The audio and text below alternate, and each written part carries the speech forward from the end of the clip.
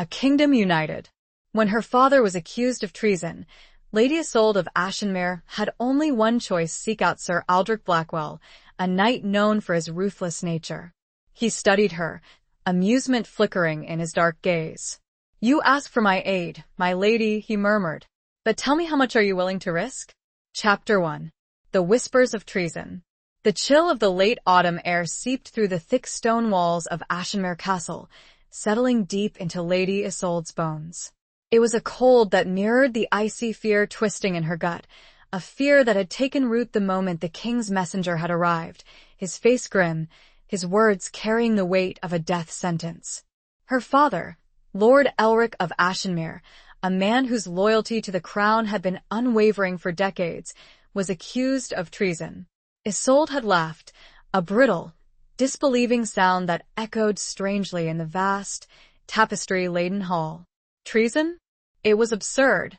Her father, who had fought beside King Oberon in countless battles, who had bled for the realm, who had instilled in her a deep and abiding love for their kingdom, a traitor.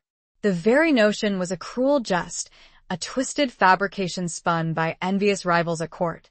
But the messenger's face remained unyielding, his eyes holding a pity that was almost more terrifying than outright condemnation. He unfurled a scroll bearing the king's seal, the crimson wax stark against the parchment. "Lord Elric is summoned to appear before the king's court in 3 days' time," he intoned, his voice devoid of emotion. "To answer these charges.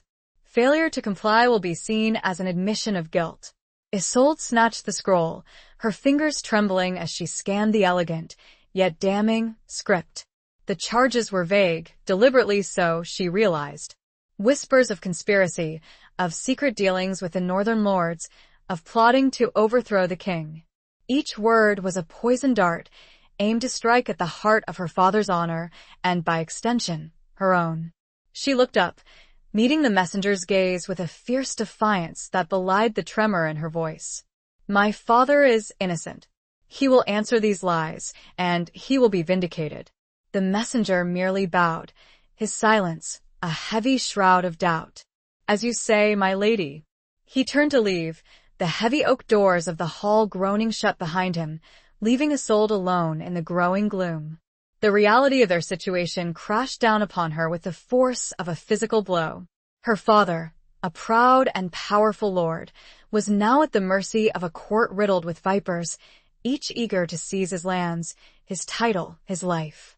She knew the whispers, the rumors that had circulated for years about the king's growing paranoia, his tendency to see enemies where there were none.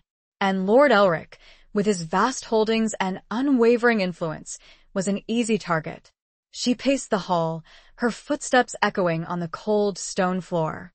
The tapestries depicting scenes of Ashenmere's glorious past seemed to mock her, their vibrant colors a stark contrast to the bleakness of her present. Her mother, a gentle soul who had succumbed to a wasting illness years ago, was gone. Her brother, Gareth, a young knight eager to prove himself, was away on a pilgrimage to the Holy Isle, blissfully unaware of the storm that was about to engulf their family. Isolde was alone. She stopped before the great hearth, where a fire struggled to ward off the encroaching chill. The flames danced, casting flickering shadows on the walls, reminding her of the stories her father used to tell her, tales of brave knights and cunning strategists, of battles won and lost.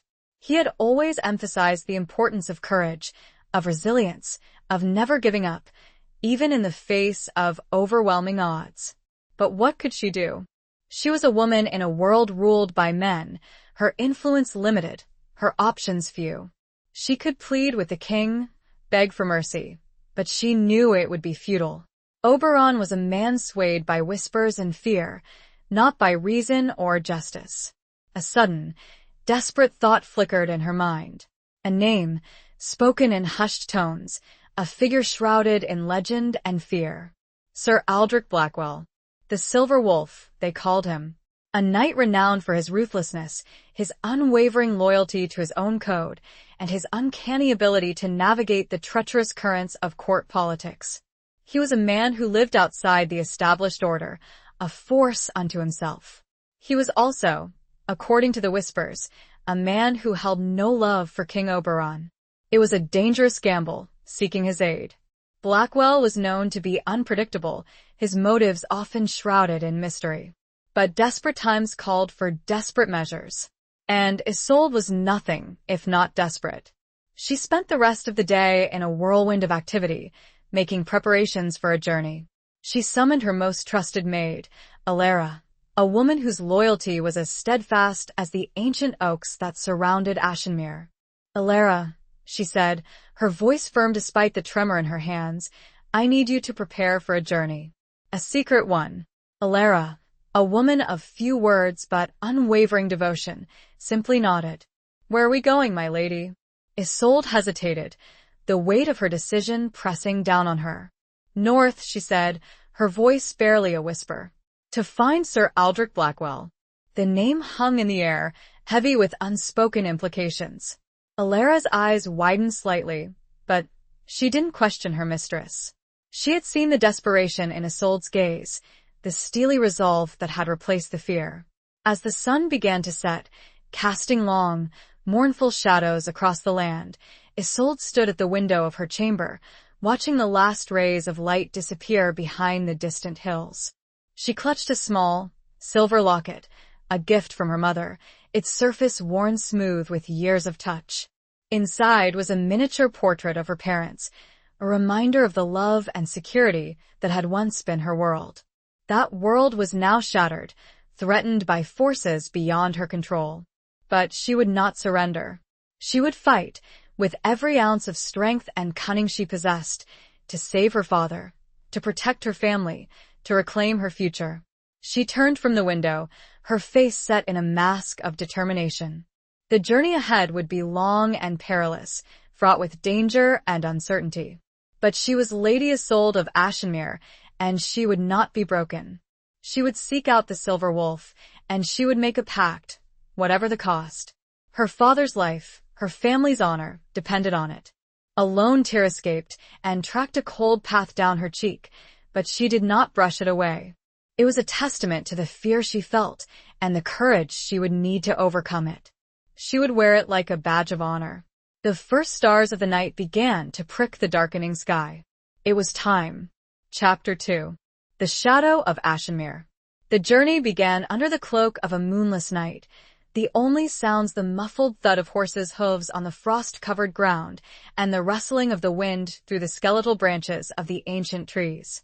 Isolde, cloaked and hooded, rode beside Alara, their small escort of 4 trusted guards flanking them.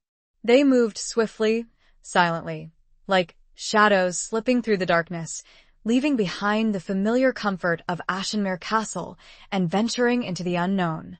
Isolde had chosen her guards carefully. Gareth's closest companion, Ser Kellen, a seasoned warrior with eyes that missed nothing old Bram, the castle's huntsman, whose knowledge of the surrounding lands was unmatched, and 2 young, but fiercely loyal squires, eager to prove their worth. They were few, but they were all she could trust. The shadow of Ashenmere, both literal and figurative, stretched long behind them. The castle, perched high on a rocky crag, had always been a symbol of strength and security, a beacon of hope in a turbulent world.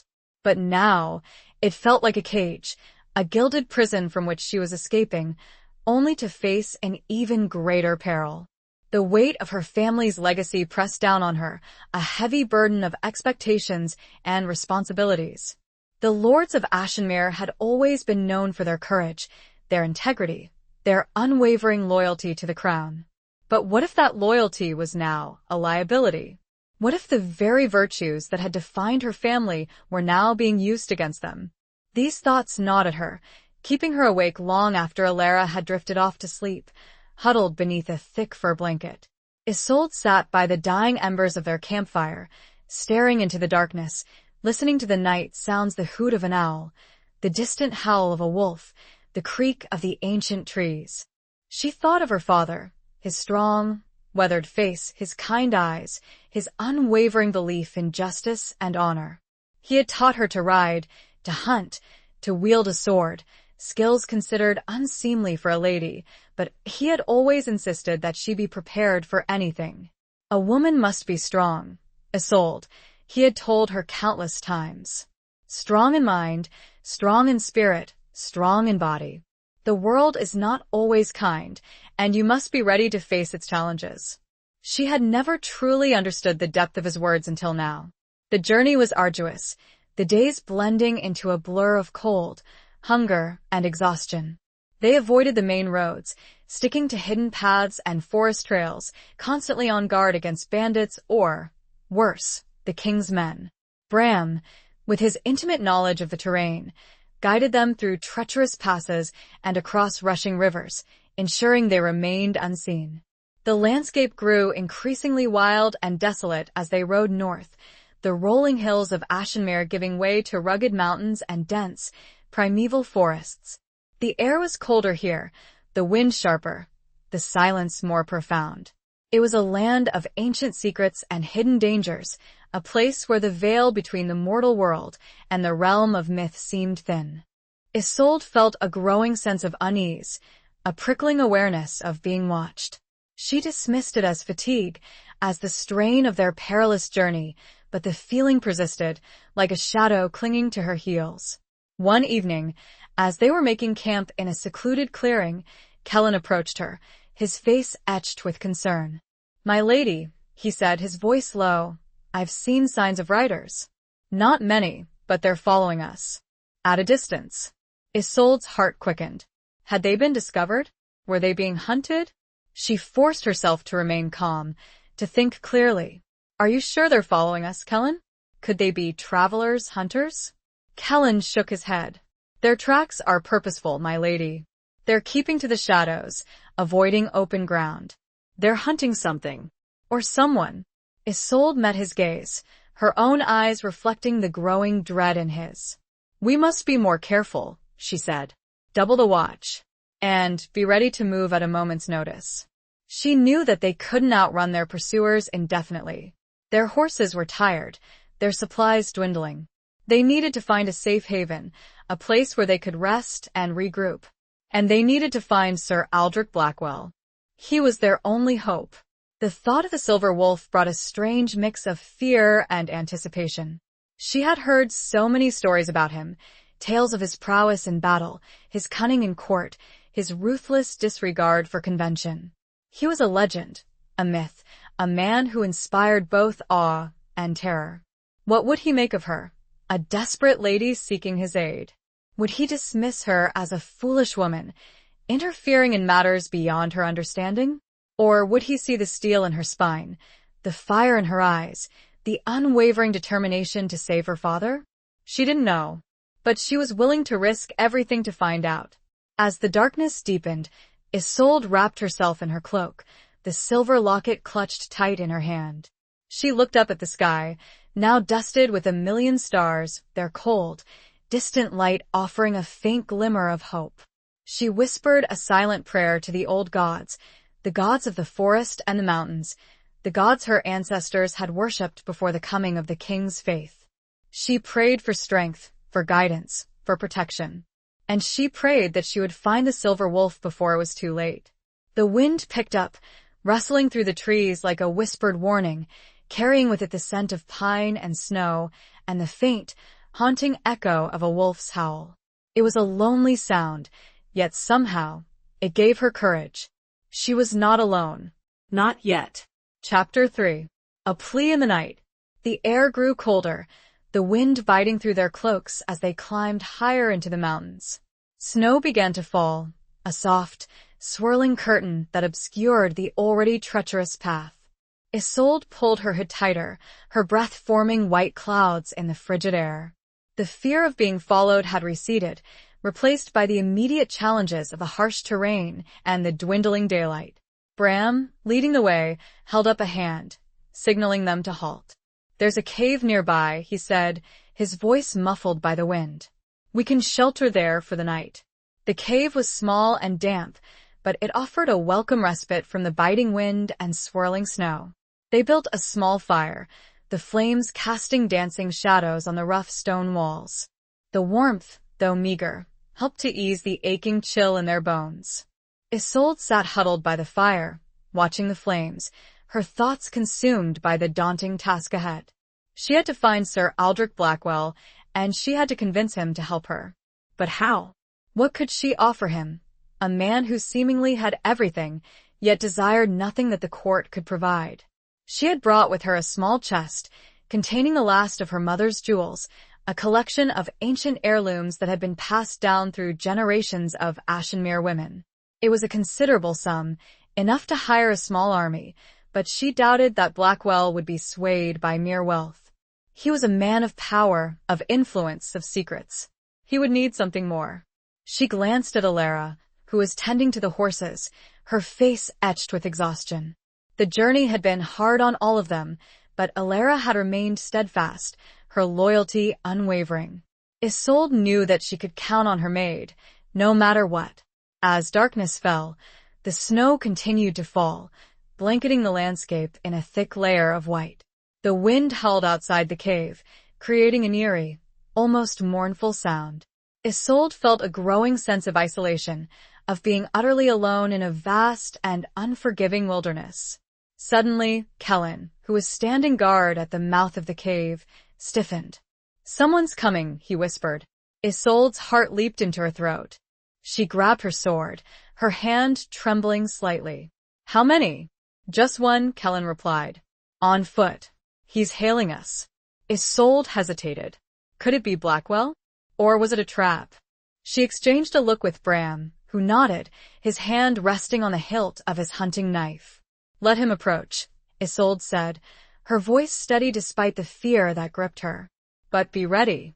A figure emerged from the swirling snow, a tall, cloaked man, his face obscured by the shadows of his hood. He stopped a few feet from the cave entrance, his hands raised in a gesture of peace. "I seek shelter," he said, his voice deep and resonant. "I mean you no harm." Isolde studied him carefully, trying to discern any hint of deception in his posture, his voice. There was something familiar about him, a sense of power, of authority, that radiated from his very presence. "Who are you?" she asked, her voice echoing in the small cave. The man lowered his hood, revealing a face that was both striking and unsettling. His hair was dark, streaked with silver, his eyes a piercing gray that seemed to see right through her. His face was weathered, lined with the marks of time and hardship, but there was a strength in his jaw, a hint of steel in his gaze, that commanded attention. It was him, Sir Aldrich Blackwell. He was even more imposing than the stories had described. He looked like a predator, a wolf in human form, his very presence filling the small cave with a sense of barely contained power. Isolde felt a wave of relief, quickly followed by a surge of trepidation. She had found him, but now came the truly difficult part, convincing him to help her. "I am Lady Isolde of Ashenmere," she said, her voice surprisingly steady. "And I have come seeking your aid." Blackwell's gray eyes narrowed slightly, studying her with an intensity that made her feel exposed, vulnerable. "Ashenmere," he repeated, his voice a low murmur. "I know the name. Your father is Lord Elric, is he not?" Isolde nodded. "He is. And he has been falsely accused of treason." Blackwell remained silent for a moment, his gaze unwavering. "Treason is a serious charge," he said finally. "The king does not make such accusations lightly." "He is innocent," Isolde insisted, her voice rising slightly. "He has been framed by his enemies at court." Blackwell raised an eyebrow, a hint of amusement flickering in his eyes. "And you believe I can help him?" Isolde took a deep breath, steeling herself. "You have a reputation, Sir Aldrich," she said. "A reputation for independence. For not being beholden to the king." "Independence has its price, Lady Isolde," Blackwell said, his voice smooth as silk. "And I am not known for my charity." Isolde stepped forward, her chin held high. "I am not asking for charity," she said. "I am offering you a bargain. My family's wealth, our influence, our loyalty in exchange for your help in clearing my father's name." Blackwell studied her for a long moment, his gray eyes seeming to pierce her very soul. The silence stretched, broken only by the crackling of the fire and the howling of the wind outside. Isolde held her breath, her fate hanging in the balance. The weight of her plea, of her father's life, rested on this moment, on the whim of this enigmatic knight. The snow continued to fall, a silent witness to this desperate bargain struck in the heart of the mountains, under the cold, watchful gaze of the stars. Finally, he spoke, his voice a low rumble that sent a shiver down her spine. "You ask for my aid, my lady," he murmured. "But tell me, how much are you willing to risk?" Chapter 4. The Wolf's Bargain. His question hung in the air, heavy and sharp, like the blade of a newly honed sword. Isolde met his gaze, unflinching, though her heart hammered against her ribs. She had anticipated this, the inevitable moment when the price of his aid would be laid bare. Yet, hearing the words spoken aloud, with that chillingly calm intonation, sent a fresh wave of apprehension through her. "Everything," she said, her voice firm despite the tremor she felt inside. "I will risk everything to save my father." A flicker of something surprise, perhaps, or even a grudging respect crossed Blackwell's face. He took a step closer, his presence filling the small cave, the scent of leather and cold steel surrounding him. "Everything is a broad term, Lady Isolde," he said, his voice low and laced with a subtle warning. "It encompasses much. Your wealth, as you mentioned, is a pittance compared to what I could command. Your influence limited, at best. Your loyalty to a family already branded as traitors?" He paused, his gray eyes boring into hers.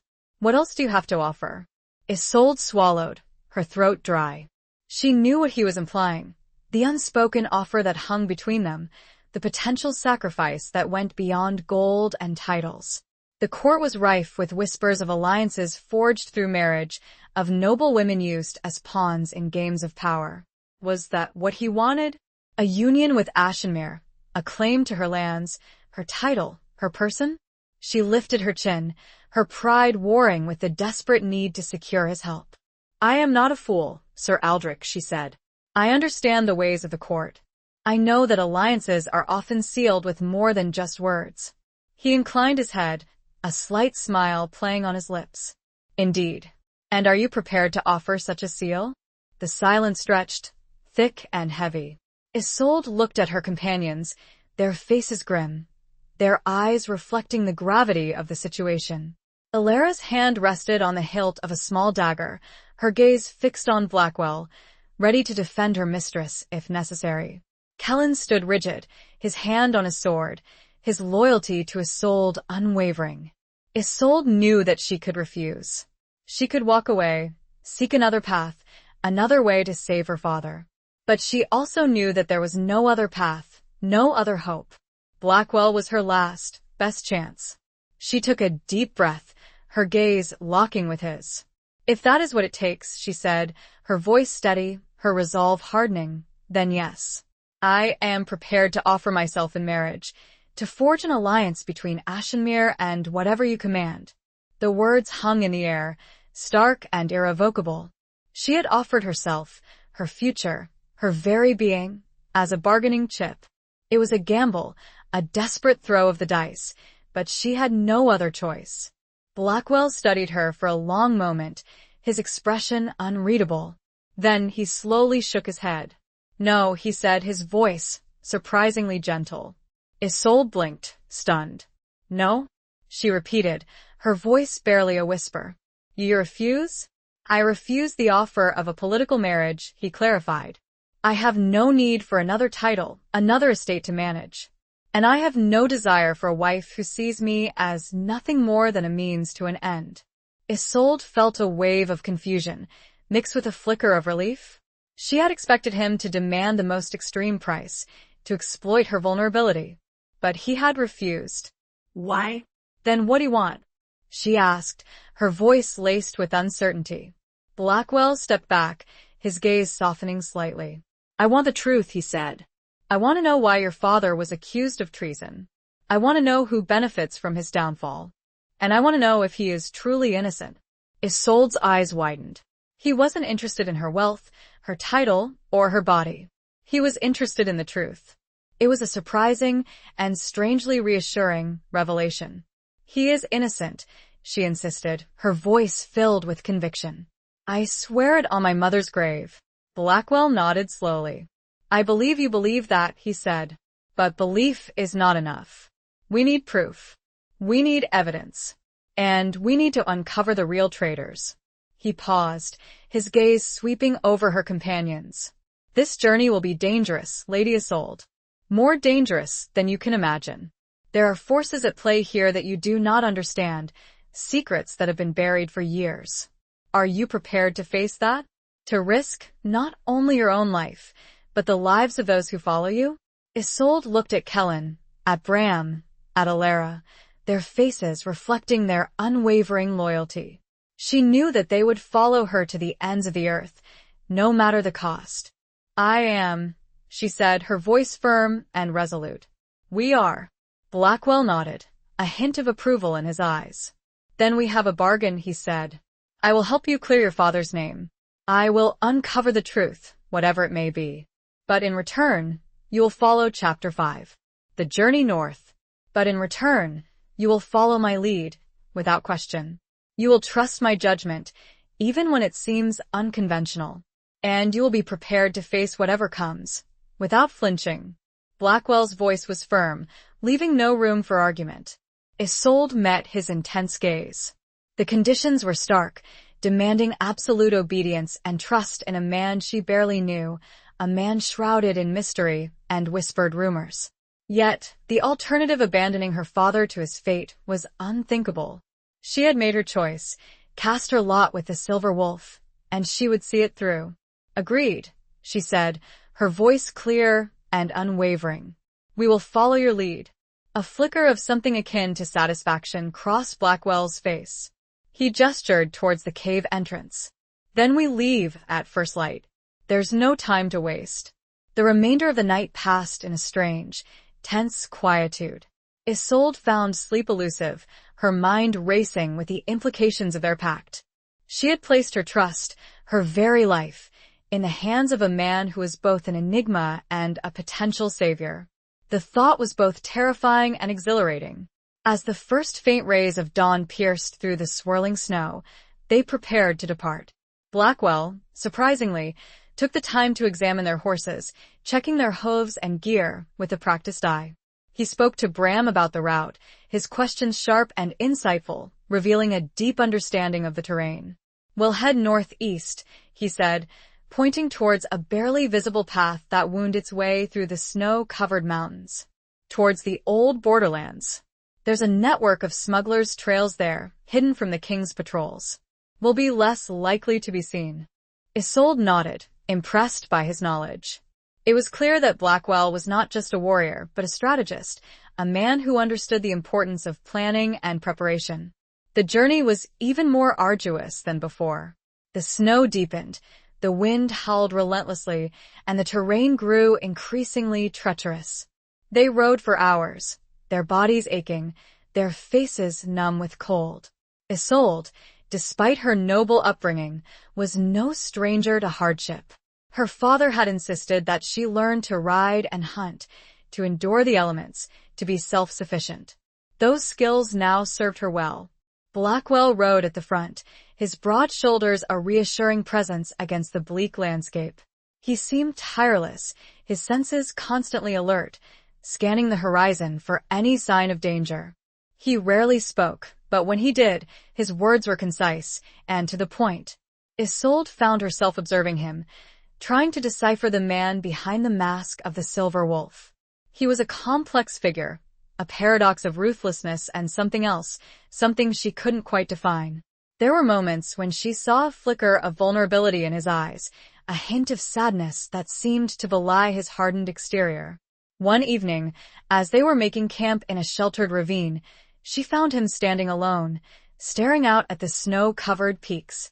She approached him cautiously, hesitant to intrude on his solitude. "Sir Aldrich," she said softly. He turned, his gray eyes meeting hers. For a moment, the mask slipped, and she saw a weariness in his gaze, a hint of the burdens he carried. "Is there something you need, Lady Isolde?" he asked, his voice less guarded than usual. She hesitated, then took a deep breath. "I wanted to thank you," she said. "For agreeing to help us. I know it's a dangerous undertaking." He looked at her for a long moment, his expression unreadable. "I have my reasons," he said finally. "Reasons that go beyond your father's predicament." Isolde's curiosity was piqued. "What reasons?" she asked. He hesitated, then shook his head. "That is a story for another time," he said. "For now, we need to focus on the task at hand." He turned away, dismissing her, but Isolde felt a flicker of hope.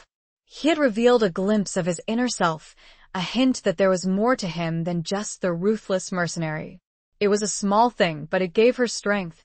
As the days passed, they continued their journey north, drawing closer to the borderlands, a region shrouded in mist and legend. The landscape became even more wild and desolate, the trees gnarled and twisted, the mountains looming like ancient giants. Isolde felt a growing sense of unease, a prickling awareness of being watched. It was more than just fatigue this time, it was a deep-seated intuition, a sense that they were entering a place where the rules of the civilized world no longer applied. One afternoon, as they were navigating a narrow pass, they were suddenly ambushed. Arrows rained down from the cliffs above, whistling past their heads. Isolde cried out as an arrow grazed her arm, drawing blood. Blackwell reacted instantly, drawing his sword and shouting orders. "Kellen, Bram, take cover. Protect Lady Isolde." The guards formed a protective circle around Isolde, their swords drawn, their faces grim. The attackers were hidden among the rocks, their numbers unknown. It was a desperate situation, a fight for survival in the heart of the wilderness. The clash of steel echoed through the mountains, a stark reminder of the dangers they faced, and the price of the pact she had made with the Silver Wolf. Isolde, despite her fear, drew her own sword, ready to defend herself, her heart pounding with a mixture of terror and a fierce, primal determination to survive. This journey, she knew, was far from over. Chapter 6. Scars of the Past. The ambush was swift and brutal. Isolde, though trained in swordsmanship, was no match for the seasoned warriors who attacked them. She fought bravely, parrying blows and dodging arrows, but she was quickly overwhelmed. Kellen and Bram fought like lions, protecting her with their bodies, but they were outnumbered. An arrow pierced Kellen's shoulder, forcing him to his knees. Bram roared in defiance, cutting down one attacker, but another took his place. Isolde saw a glint of steel aimed at her heart, and she closed her eyes, bracing for the inevitable. But the blow never came. Instead, she heard a roar of rage, a sound that seemed to shake the very mountains. Blackwell, a whirlwind of steel and fury, had charged into the fray, his sword a blur of motion. He moved with a speed and ferocity that Isolde had never seen before, cutting down attackers with ruthless efficiency. He was a force of nature, a storm of vengeance unleashed. Isolde watched in awe and terror as he single-handedly turned the tide of the battle. The attackers, realizing they were outmatched, began to retreat, scrambling back up the cliffs, disappearing as quickly as they had appeared. Blackwell stood amidst the carnage, his chest heaving, his sword dripping with blood. He looked around, his gray eyes scanning the scene, ensuring that the threat was gone. Then, he turned to Isolde, his gaze softening slightly. "Are you all right, my lady?" he asked, his voice rough with concern. Isolde nodded, her body trembling. I think so. Kellen is wounded." Blackwell immediately knelt beside Kellen, examining the wound. "It's not fatal," he said. "But it needs tending. Alara, help me." Alara, who had remained hidden during the attack, rushed forward, her face pale but determined. She and Blackwell worked together, cleaning and bandaging Kellen's wound with practiced efficiency. As they worked, Isolde noticed a long, jagged scar that ran across Blackwell's back, a pale line against his tanned skin. It was a reminder of his past, of the battles he had fought, the wounds he had suffered. She wondered about the story behind that scar, about the man he had been before he became the Silver Wolf. Once Kellen was stable, they moved to a more sheltered location, a small cave hidden behind a waterfall. They built a fire, and Isolde helped Alara prepare a simple meal of dried meat and bread. As they ate, Isolde couldn't help but steal glances at Blackwell. He sat apart from the others, staring into the flames, his face lost in shadow. He seemed distant, withdrawn, as if the battle had awakened old ghosts. After they had eaten, Isolde approached him cautiously. "Sir Aldrich," she said softly. "Who were those men?" "Why did they attack us?"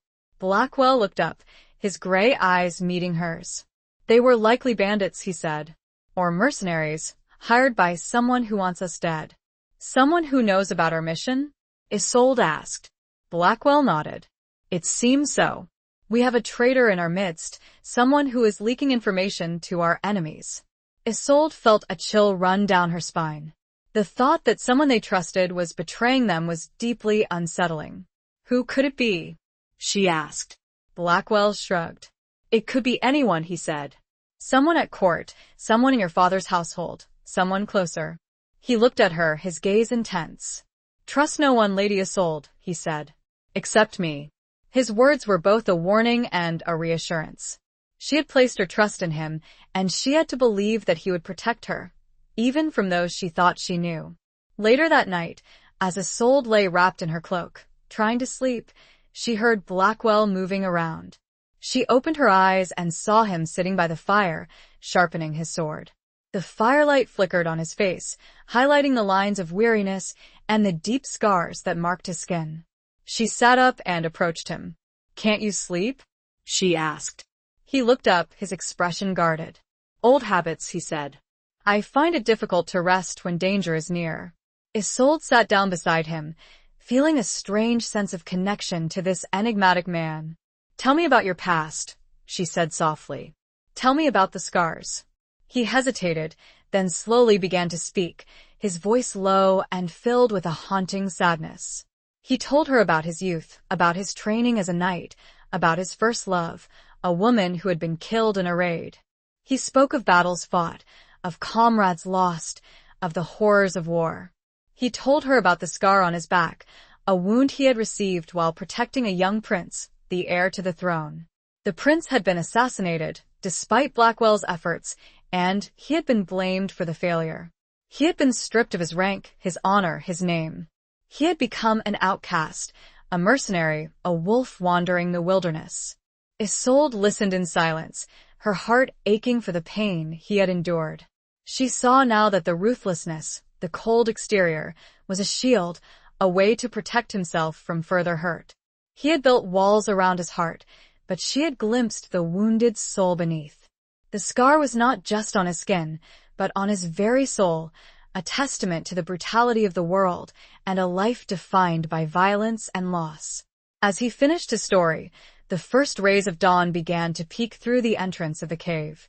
He stared out into the changing landscape, the snow softly reflecting the rising sun. "We should depart now," he murmured, turning to leave. Isolde reached out a hand and softly put it upon his arm. He stiffened and looked down. She was not sure what prompted the gesture, but she met his gaze with open sympathy. A change swept across his face, a tenderness that momentarily softened his features. He covered her hand with his own, a brief connection, before turning and striding out of the cave. Chapter 7. The King's Decree. The journey continued, marked by a growing tension and a sense of impending danger. The ambush had served as a stark reminder of the forces arrayed against them, the unseen enemies who sought to thwart their mission. Blackwell became even more vigilant, his senses constantly on alert, his trust in others shattered. They moved swiftly, avoiding the main roads and sticking to hidden paths, their progress hampered by the worsening weather. The snow fell relentlessly, blanketing the landscape in a thick layer of white, making travel treacherous and slow. One evening, as they were sheltering in a ruined watchtower, a lone rider approached, bearing the king's banner. Isolde's heart sank. She knew what this meant, a summons, a decree, a message that could spell doom for her father. Blackwell intercepted the rider, his hand on his sword, his face a mask of suspicion. The rider, a young man with a nervous demeanor, handed him a sealed scroll. "A message from King Oberon," he said, his voice trembling slightly. "For Lady Isolde of Ashenmere." Blackwell took the scroll, his eyes narrowing. He broke the seal and scanned the contents, his expression hardening with each passing word.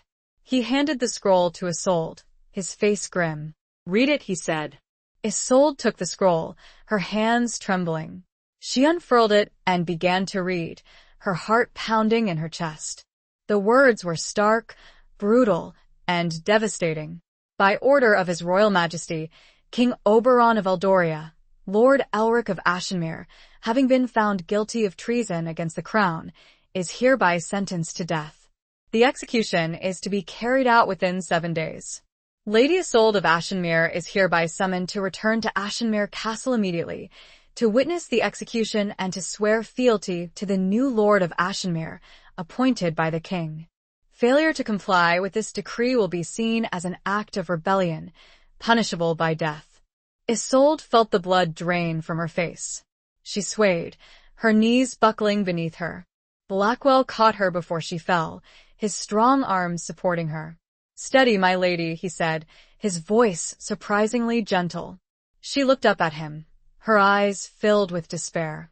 "They've condemned him," she whispered. "They're going to kill him." Blackwell's face was a mask of anger. He crumpled the scroll in his fist. "We will not let that happen," he said, his voice filled with a cold fury. "We will reach Ashenmere before the execution. We will save your father." His words were a promise, a vow, and Isolde clung to them like a lifeline. She had to believe him. She had to believe that they could still succeed, despite the seemingly insurmountable odds. The king's decree had changed everything. It had raised the stakes, increased the urgency, and made their mission even more perilous. They were now racing against time, against the king's justice, against the executioner's axe. Blackwell wasted no time. He ordered them to mount up, and they rode through the night, pushing their horses to their limits. The snow continued to fall, obscuring their path, but Blackwell seemed to know the way, his instincts guiding them through the darkness. Isolde rode beside him, her body numb with cold and exhaustion, her mind consumed by fear and determination. She had to be strong, for her father, for her companions, for herself.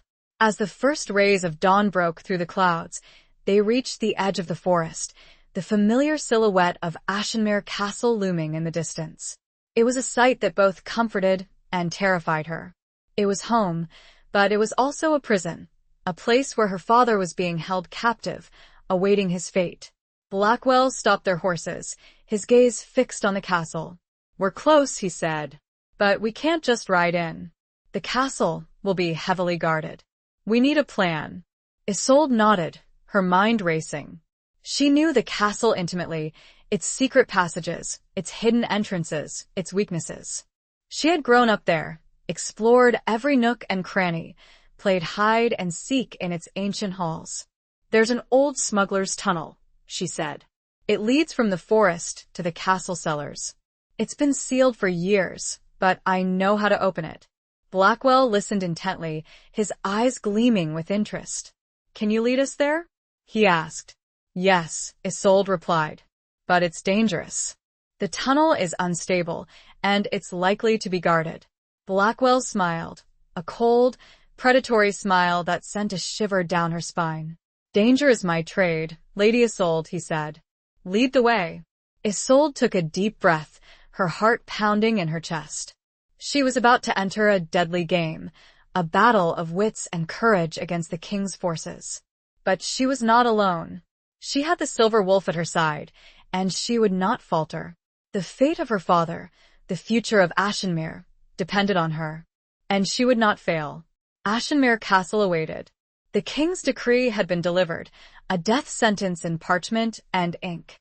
But the Silver Wolf and the Lady of Ashenmere had a plan, a flicker of hope in the encroaching darkness, a desperate gamble to cheat fate and rewrite the ending of this grim tale. Chapter 8. Echoes in the Stone Hall. The smuggler's tunnel was even more treacherous than Isolde remembered. The entrance, hidden beneath a tangle of roots and overgrown bushes, was barely large enough to squeeze through. The air inside was damp and stale, the darkness absolute. They moved slowly, cautiously, their footsteps echoing eerily in the confined space. Isolde led the way, her hand brushing against the cold, damp stone walls, her memories guiding her through the labyrinthine passage. She remembered exploring this tunnel as a child, her heart filled with excitement and a sense of adventure. Now, the same tunnel was filled with a different kind of thrill, the chilling fear of discovery and the desperate hope of saving her father. As they moved deeper into the tunnel, they encountered obstacles, collapsed sections, crumbling walls, and the occasional startled rat. Blackwell, with his strength and agility, cleared the path, ensuring their safe passage. Isolde was impressed by his resourcefulness and his calm demeanor, even in the face of danger. He seemed to anticipate every obstacle, every potential threat, his senses constantly alert. After what seemed like an eternity, they reached the end of the tunnel. Isolde located the hidden lever, concealed behind a loose stone, and pulled it. A section of the wall swung inward, revealing a narrow opening that led into the castle cellars. The cellars were dimly lit by flickering torches, the air thick with the smell of damp earth and stale wine.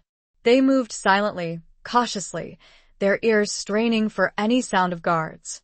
Blackwell took the lead, his sword drawn, his eyes scanning the shadows. He moved with a grace and stealth that belied his size, his footsteps barely making a sound on the stone floor. They reached the main staircase that led up to the castle's great hall. Blackwell signaled them to halt. He listened intently, his head cocked to one side. "Guards," he whispered. "2 of them, at the top of the stairs." Isolde's heart sank. They were so close, yet so far. How could they get past the guards without being detected? Blackwell thought for a moment, his eyes gleaming with a cunning light. "I'll create a distraction," he said. "You and the others stay here. When you hear the signal, move quickly up the stairs and head for your father's chambers. I'll meet you there." Isolde hesitated. She didn't want to leave him alone, to face the guards by himself. But she knew that she had to trust his judgment. "Be careful," she whispered. He smiled, a fleeting, almost tender smile that sent a warmth through her. "Always," he said. He disappeared up the stairs, his movements silent and swift. Isolde waited, her heart pounding in her chest, her ears straining for any sound. Suddenly, she heard a loud crash, followed by shouts and the clash of steel. The distraction had begun. Isolde signaled to her companions, and they moved quickly up the stairs, their swords drawn. They reached the top of the stairs and found themselves in the great hall, the scene of so many feasts and celebrations, now empty and silent. The echoes of the fighting still reverberated through the hall, but the guards were nowhere to be seen. Blackwell had lured them away, giving Isolde and her companions a chance to reach her father. They raced through the familiar corridors, their footsteps echoing on the stone floor. Isolde's heart ached with a mixture of fear and hope. She was so close to her father, yet she knew that the most dangerous part of their mission was still ahead. They reached her father's chambers, the door guarded by 2 more soldiers. Isolde's companions engaged them swiftly, their swords flashing in the dim light. The fight was brief and brutal. Isolde slipped past the fighting and burst into her father's chambers. Her heart stopped. Lord Elric, her strong, proud father, looked pale and weak. Chains bound him to the wall. "Father!" Isolde cried, rushing to his side. She took in his appearance, and rage began to eclipse her fear. He looked up, his eyes widening in surprise and relief. "Isolde?" he whispered, his voice hoarse. What are you doing here?" "I've come to save you," she said, her voice filled with determination. "We're getting you out of here." Just then, one of the defeated guards groaned, causing father and daughter to turn. Blackwell stepped over him, nodding to Isolde, his features grim and unyielding. "We must hurry. There is no time." The sound of more approaching guards grew steadily louder, and the group steeled themselves for the fight ahead. Chapter 9. A Dance of Deception. "The keys," Isolde said urgently, turning to Blackwell. "We need the keys to unlock these chains." Blackwell surveyed the fallen guards. They don't have them, he said, his voice grim. The jailer must carry them. He'll be alerted by the commotion. Isolde's heart sank. Time was running out. The sounds of approaching guards grew louder, closer. They were trapped. Lord Elric, despite his weakened state, spoke with a surprising firmness. Isolde, he said, there's a hidden passage behind the tapestry. It leads to the armory. You can escape through there. Isolde hesitated. She couldn't leave her father, not like this. But she knew that he was right. They couldn't all escape through the tunnel, and if they were caught, they would all be killed. Go, Isolde, Lord Elric urged. Save yourself. And expose the real traitors. Avenge me. Tears streamed down Isolde's face, but she knew that she had to be strong. She had to honor her father's wishes, to continue the fight. She gave him a final, brief hug, a transfer of love that crossed the divide of despair, and then she approached the wall. She pulled aside the heavy tapestry, revealing a small, dark opening. Blackwell, understanding immediately, ushered her and her companions towards the passage. Alara, Bram, who had taken up Kellen's position after his injury, and the remaining squire went first. Isolde turned to Blackwell, her eyes filled with a mixture of gratitude and fear. What about you? She asked. He smiled, a cold, determined smile. I'll buy you some time, he said. Go. And don't look back. He pushed her gently towards the opening, and she stumbled into the darkness. She heard the sound of the door being barred behind her, and then the clash of steel as Blackwell engaged the approaching guards. Isolde and her companions found themselves in a narrow, winding passage, the air thick with dust and cobwebs. They moved quickly, silently, their hearts pounding in their chests. They reached the armory, a large room filled with weapons and armor. Alara and the squire quickly armed themselves with swords and shields. Where does this passage lead? Alara asked. Isolde pointed towards a small door at the far end of the room. It leads to the stables, she said. We can escape on horseback. They reached the stables, their hearts filled with a flicker of hope. But their hopes were quickly dashed. The stables were guarded, and the alarm had been raised. Soldiers were swarming everywhere, their swords drawn, their faces grim. Isolde and her companions were trapped, surrounded by enemies. It seemed that their escape was impossible. Suddenly, a voice rang out, a voice filled with authority and command. Halt! The soldiers froze, their eyes turning towards the source of the voice. A figure emerged from the shadows, a tall, imposing man dressed in the finery of a high-ranking nobleman. It was Lord Valerius, the king's closest advisor, a man known for his cunning and his ruthlessness. Isolde's heart sank. Valerius was one of her father's greatest enemies, one of the men who had orchestrated his downfall. She knew that he would show them no mercy. Valerius approached Isolde, his eyes cold and calculating. Lady Isolde, he said, his voice dripping with sarcasm. What a pleasant surprise. I had thought you were fleeing the castle, like the coward you are. Isolde met his gaze, her chin held high. I am not a coward, Lord Valerius, she said. I am here to prove my father's innocence. Valerius laughed, a cruel, mocking sound. Innocence? He scoffed. Your father is a traitor, and he'll pay the price for his crimes. He is innocent, Isolde insisted. And you know it. You framed him, you and your cronies. Valerius's eyes narrowed. Be careful, Lady Isolde, he warned. Your words are treasonous. Isolde stood her ground, her gaze unwavering. I am not afraid of you, Valerius, she said. I know the truth, and I will expose you, no matter the cost. Valerius studied her for a long moment, his expression unreadable. Then, he suddenly smiled, a chilling smile that sent a shiver down Isolde's spine. Very well, Lady Isolde, he said. If you are so confident of your father's innocence, then you shall have a chance to prove it. I will arrange a trial, a public hearing, where you can present your evidence. Isolde was stunned. She had expected him to arrest her, to torture her, to kill her. But he was offering her a trial? It was a trap. She knew, a cunning ploy to lure her into a false sense of security.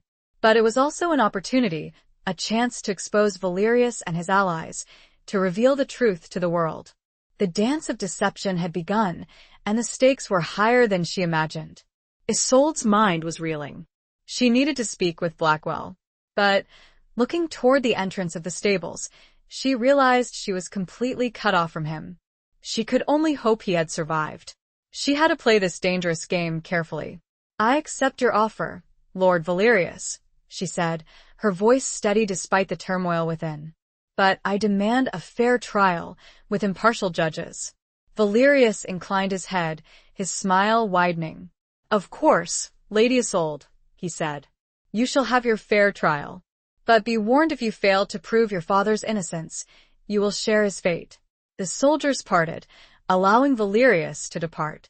But they remained behind, encircling Isolde and her companions, their expressions implacable. The weight of what she had just agreed to crashed upon her. But there was no turning back. Chapter 10. The Serpent's Kiss. The trial was a farce, a carefully orchestrated spectacle designed to legitimize Lord Elric's condemnation and solidify Valerius's power. The judges were hand-picked by Valerius, sycophants and puppets who would dance to his tune. The witnesses were bribed or coerced, their testimonies fabricated to paint a picture of Lord Elric as a scheming traitor. Isolde, despite her best efforts, was constantly thwarted. Her attempts to present evidence of her father's innocence were dismissed, her witnesses discredited, her arguments twisted and turned against her. Valerius, with his smooth tongue and cunning mind, dominated the proceedings, weaving a web of lies and deceit that ensnared the court. She was kept isolated, confined to a small, guarded chamber, allowed only brief, supervised visits with her father. She saw the despair in his eyes, the resignation to his fate, and it fueled her determination to fight, to expose the truth, even if it meant sacrificing her own life. She had not seen Blackwell since their separation in the castle. She clung to the hope that he was still alive, still working to uncover the real traitors, but the lack of contact gnawed at her, filling her with a growing sense of dread. One evening, as she was sitting alone in her chamber, a servant entered, bearing a tray of food and a small, sealed vial. "Lord Valerius sends his compliments," the servant said, his voice devoid of emotion. "And he requests that you drink this potion. It will calm your nerves." Isolde looked at the vial, her suspicions aroused. She knew that Valerius would not hesitate to poison her, to silence her permanently. But she also knew that she couldn't refuse outright. It would be seen as an admission of guilt, a confirmation of her rebellious intentions. She took the vial, her hand trembling slightly. "Tell Lord Valerius that I am grateful for his concern," she said, her voice carefully neutral. The servant bowed and left, leaving Isolde alone with the potentially deadly potion. She examined the vial carefully, her mind racing. It was small, made of dark glass, the liquid inside a viscous, oily substance with a faint, sickly sweet smell. She knew that she couldn't drink it, but she also couldn't simply discard it. Valerius would be watching, waiting for her to make a mistake. She had to find a way to deceive him, to make him believe that she had consumed the poison, without actually doing so. She remembered a trick her mother had taught her, a way to simulate the effects of certain poisons using herbs and plants. It was a dangerous gamble, but it was her only hope. She quickly searched her chamber, finding a small potted plant that had been placed there, ostensibly for decoration. She recognized the plant. Nightshade, a deadly poison in large doses, but in small amounts, it could induce a temporary paralysis, mimicking the effects of the potion Valerius had sent. She carefully plucked a few leaves from the plant, crushing them in her hand and mixing them with a small amount of water. She then poured the mixture into the vial, replacing the original potion with her own concoction. She took a deep breath, steeling herself. She drank a small amount of the nightshade mixture, just enough to induce the desired effects, but not enough to kill her. Almost immediately, she felt a numbness spreading through her body, her limbs becoming heavy, her vision blurring. She collapsed onto the floor, her body limp, her breathing shallow. She had to make it convincing, to fool the guards who would undoubtedly be watching her. She lay there for what seemed like an eternity, her mind racing, her body paralyzed. She heard the door open, and she sensed the presence of Valerius, his cold eyes scrutinizing her. "Excellent," he murmured, his voice filled with satisfaction. "The potion has worked. She is incapacitated." He approached her, his footsteps echoing in the silent chamber. He knelt beside her, his fingers probing her pulse, his breath cold against her skin. "She will be dead within the hour," he said, his voice a chilling whisper. "And with her, the last obstacle to my power will be removed." He stood up and turned to leave, his footsteps fading away. Isolde lay there, her body numb, her mind alert. She had to wait, to maintain the charade, until Valerius was gone, until she was sure that she was no longer being watched. The effects of the nightshade began to wear off slowly, the numbness receding, her senses returning. She waited, her heart pounding in her chest, until she was sure that she was alone. With the last of her strength, she managed to crawl towards her bed, pull a blanket over herself, and feign deep sleep. The serpent's kiss had been delivered, but Isolde had found an antidote, a way to survive the poison and continue the fight. She would need every bit of her trickery. She knew, for she could only imagine Valerius' rage when he discovered she yet lived. The hours stretched on, the uncertainty and fear of physical weight. She would wait for Blackwell. She had to. Chapter 11. Beneath the Frozen Moon. The hours crawled by, each one an eternity. Isolde lay in her chamber, feigning sleep, her mind racing, her body slowly recovering from the effects of the nightshade. She listened intently, straining for any sound that might indicate Valerius's return, or any sign of Blackwell. As the moon climbed high in the sky, casting a pale, frozen light through the narrow window, she heard a faint tapping at the door. Her heart leaped. Could it be him? She held her breath, waiting. The tapping came again, a specific rhythm, 3 short taps, a pause, then 2 more. It was a signal, a code they had agreed upon during their journey. It was Blackwell. She slowly, carefully, sat up, her limbs still weak and shaky. She crept to the door, her hand trembling as she reached for the latch. "Who's there?" she whispered, her voice barely audible. "It's me," came the low, familiar reply. "Open the door." Isolde quickly unbarred the door, and Blackwell slipped inside, his face grim, his eyes scanning the room. He was cloaked and hooded, his sword hidden beneath his cloak, his movements silent and swift. "Are you all right?" he asked, his voice filled with concern. "I saw them take you. I feared the worst." Isolde nodded, her relief overwhelming. "I'm alive," she said. "But it was close. Valerius tried to poison me." Blackwell's eyes narrowed, his jaw tightening. "I should have known," he muttered. "He's a snake, a viper who strikes from the shadows." Isolde quickly explained her ruse, how she had used the nightshade to mimic the effects of the poison. Blackwell listened intently, his expression a mixture of admiration and concern. "You're resourceful, Lady Isolde," he said, "and brave. But it was a dangerous gamble. You could have killed yourself." "I had no choice," she said. "It was the only way to survive." He nodded, understanding. "We need to get you out of here," he said. "And we need to expose Valerius. I've been gathering information, piecing together the puzzle. I know who the real traitors are, and I have proof." He explained his findings, how he had discovered a secret network of conspirators, led by Valerius and a few other high-ranking nobles, who were plotting to overthrow the king and seize power for themselves. They had framed Lord Elric, using him as a scapegoat to divert suspicion from their own treasonous activities.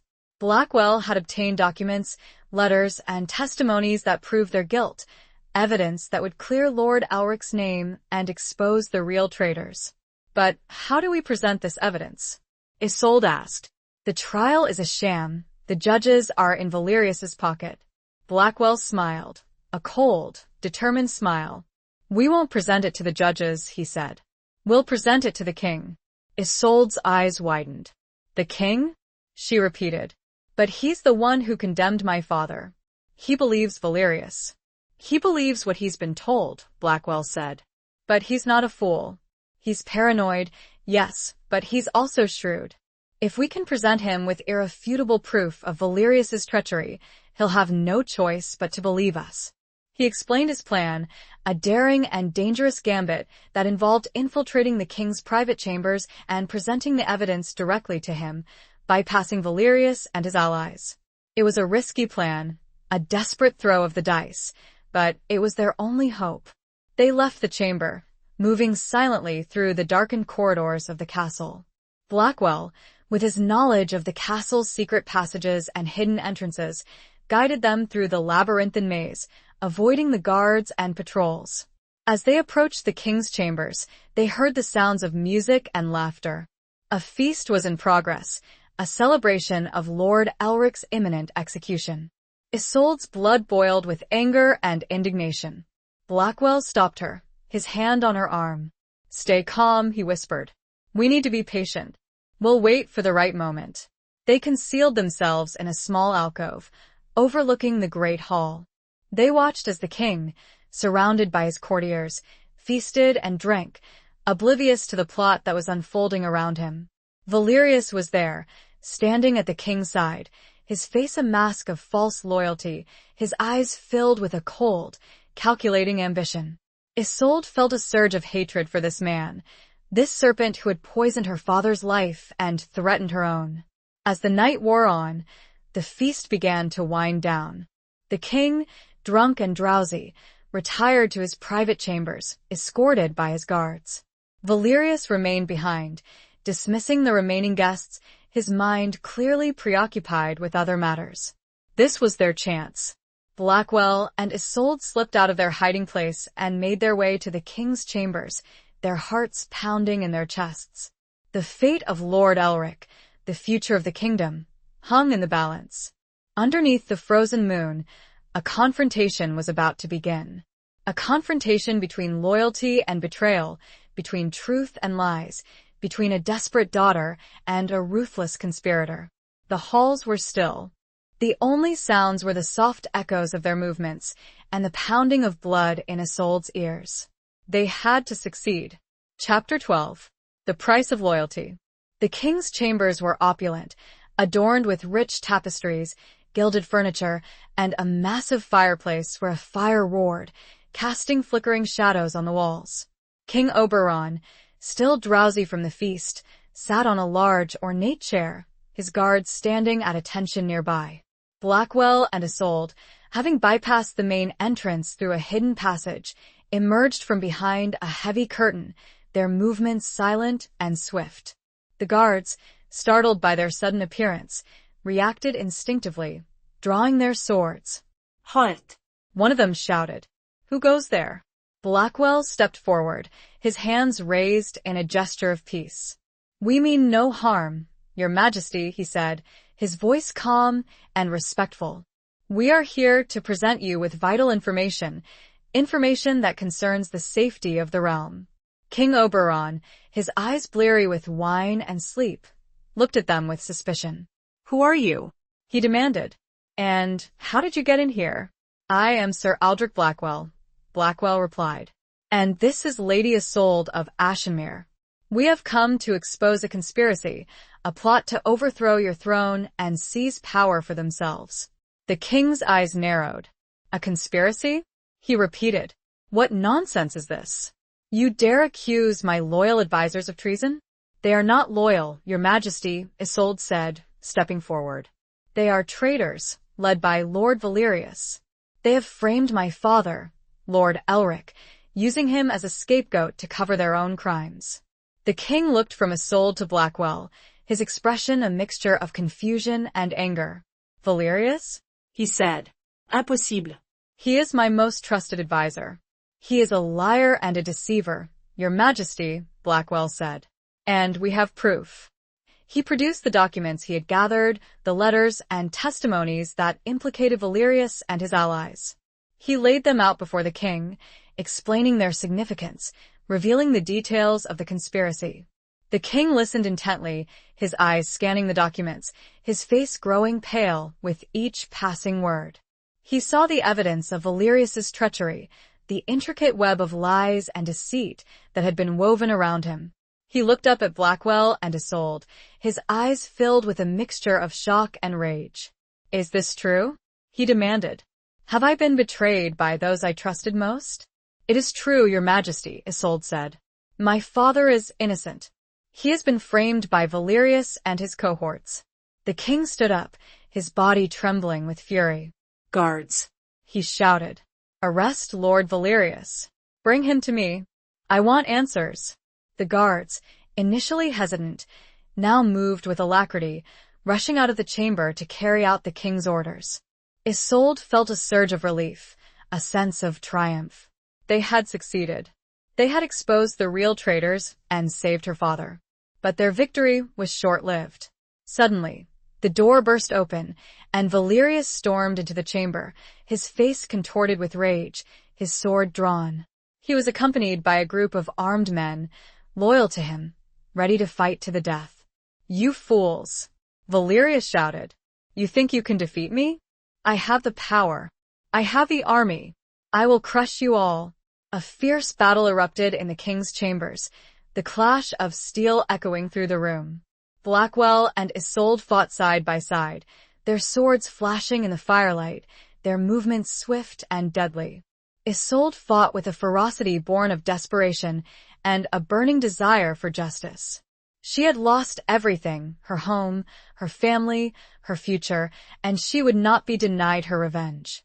Blackwell, as always, was a force of nature, his sword a blur of motion, cutting down Valerius's men with ruthless efficiency. But even he was outnumbered, surrounded by enemies. Suddenly, Valerius broke through their defenses and lunged at the king, his sword aimed at Oberon's heart. Isolde screamed, her heart leaping into her throat. But before Valerius could strike, a figure intervened, throwing himself in front of the king, taking the blow meant for him. It was Lord Elric. He had somehow escaped his cell, aided by Kellen, who, despite his wounded shoulder, had managed to overpower his jailer and follow the sounds of the fighting. Lord Elric crumpled to the floor, Valerius's sword buried deep in his chest. Isolde cried out, rushing to her father's side, her tears streaming down her face. Blackwell, enraged by Valerius's treachery, roared with fury and charged at him, his sword a whirlwind of steel. The fight was brief and brutal. Blackwell disarmed Valerius and plunged his sword into the traitor's heart, ending his reign of terror forever. The remaining conspirators, seeing their leader dead, surrendered, their faces pale with fear. The battle was over. But the victory was bittersweet. Lord Elric lay dying, his lifeblood staining the floor. Isolde knelt beside him, cradling his head in her lap, her tears falling onto his face. "Father," she whispered, her voice choked with emotion. "I'm so sorry. "I failed you." Lord Elric smiled weakly, his eyes filled with love and pride. "No, my daughter," he said, his voice barely a whisper. "You did not fail. You saved me. You saved the kingdom. You are the bravest woman I know." His eyes closed, his breathing stopped, and he was gone. Isolde wept, her heart shattered, her grief overwhelming. Blackwell knelt beside her, his hand on her shoulder, his eyes filled with a deep sadness. He had witnessed many deaths, many tragedies, but this one struck him deeply. He had come to admire Lord Elric's courage and integrity, and he had grown to care for Isolde, her strength, her resilience, her unwavering spirit. The price of loyalty had been paid, in blood and tears. The conspiracy had been crushed, the kingdom saved, but at a terrible cost. The king, deeply shaken by these events, ordered the conspirators be rounded up and dealt with. He looked to Isolde, grief etched deeply on her face, and approached with solemn respect. "Lady Isolde," he began, "your father was a true hero." Isolde looked up, seeing the genuine remorse and sadness in the king's expression. But the wound was too fresh, the loss too great. She simply nodded and turned back to her father. Blackwell, seeing the interaction, stepped between them. "Majesty," he said quietly, "perhaps now is not the time." The king, taking the unspoken advice, bowed deeply and signaled for the others to follow him out. Blackwell and Isolde were left alone with the fallen. The night was far from over. Chapter 13. A Revelation in Flames. The aftermath of the battle was chaotic. The castle was in an uproar, the news of Valerius's treachery and Lord Elric's death spreading like wildfire. Soldiers rushed through the corridors, arresting the remaining conspirators, securing the castle, restoring order. Isolde remained by her father's side, numb with grief, her tears exhausted. She had fought so hard, risked everything, and yet she had failed to save him. The victory felt hollow, empty, a cruel mockery of her hopes. Blackwell remained with her, a silent, steadfast presence, offering what comfort he could. He understood her grief, the crushing weight of loss, the bitter sting of betrayal. He had known such pain himself many times over. As the dawn approached, the king summoned Isolde to the great hall. She went, her body weary, her spirit broken, her heart aching with sorrow. The hall was filled with courtiers, their faces a mixture of shock, fear, and relief. The king sat on his throne, his expression grave, his eyes filled with a newfound respect for Isolde. "Lady Isolde," he said, his voice echoing through the hall, "you have done a great service to the kingdom. You have exposed a conspiracy that threatened to destroy us all. And you have paid a terrible price." He paused, his gaze sweeping over the assembled courtiers. "Lord Elric was a loyal and honorable man," he continued. "He was betrayed by those he trusted, and he died a hero's death, protecting his king." He turned to Isolde, his voice softening.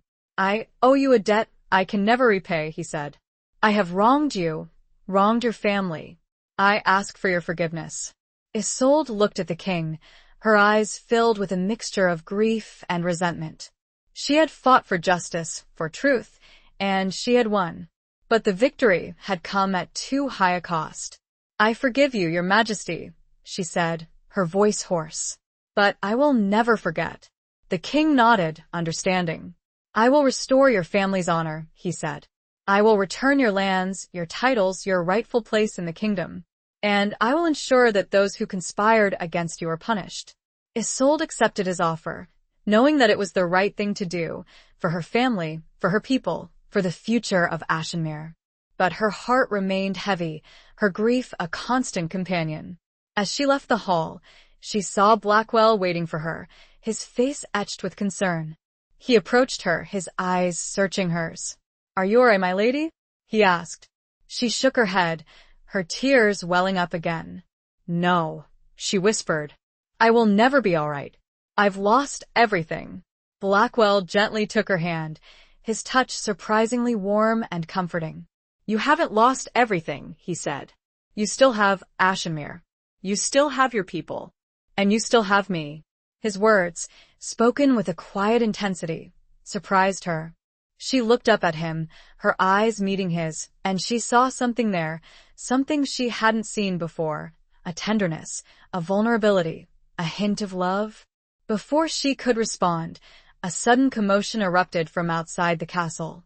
Shouts and screams echoed through the halls, followed by the unmistakable sounds of fighting. Blackwell's hand tightened on hers. "What's happening?" he said, his voice sharp with alarm.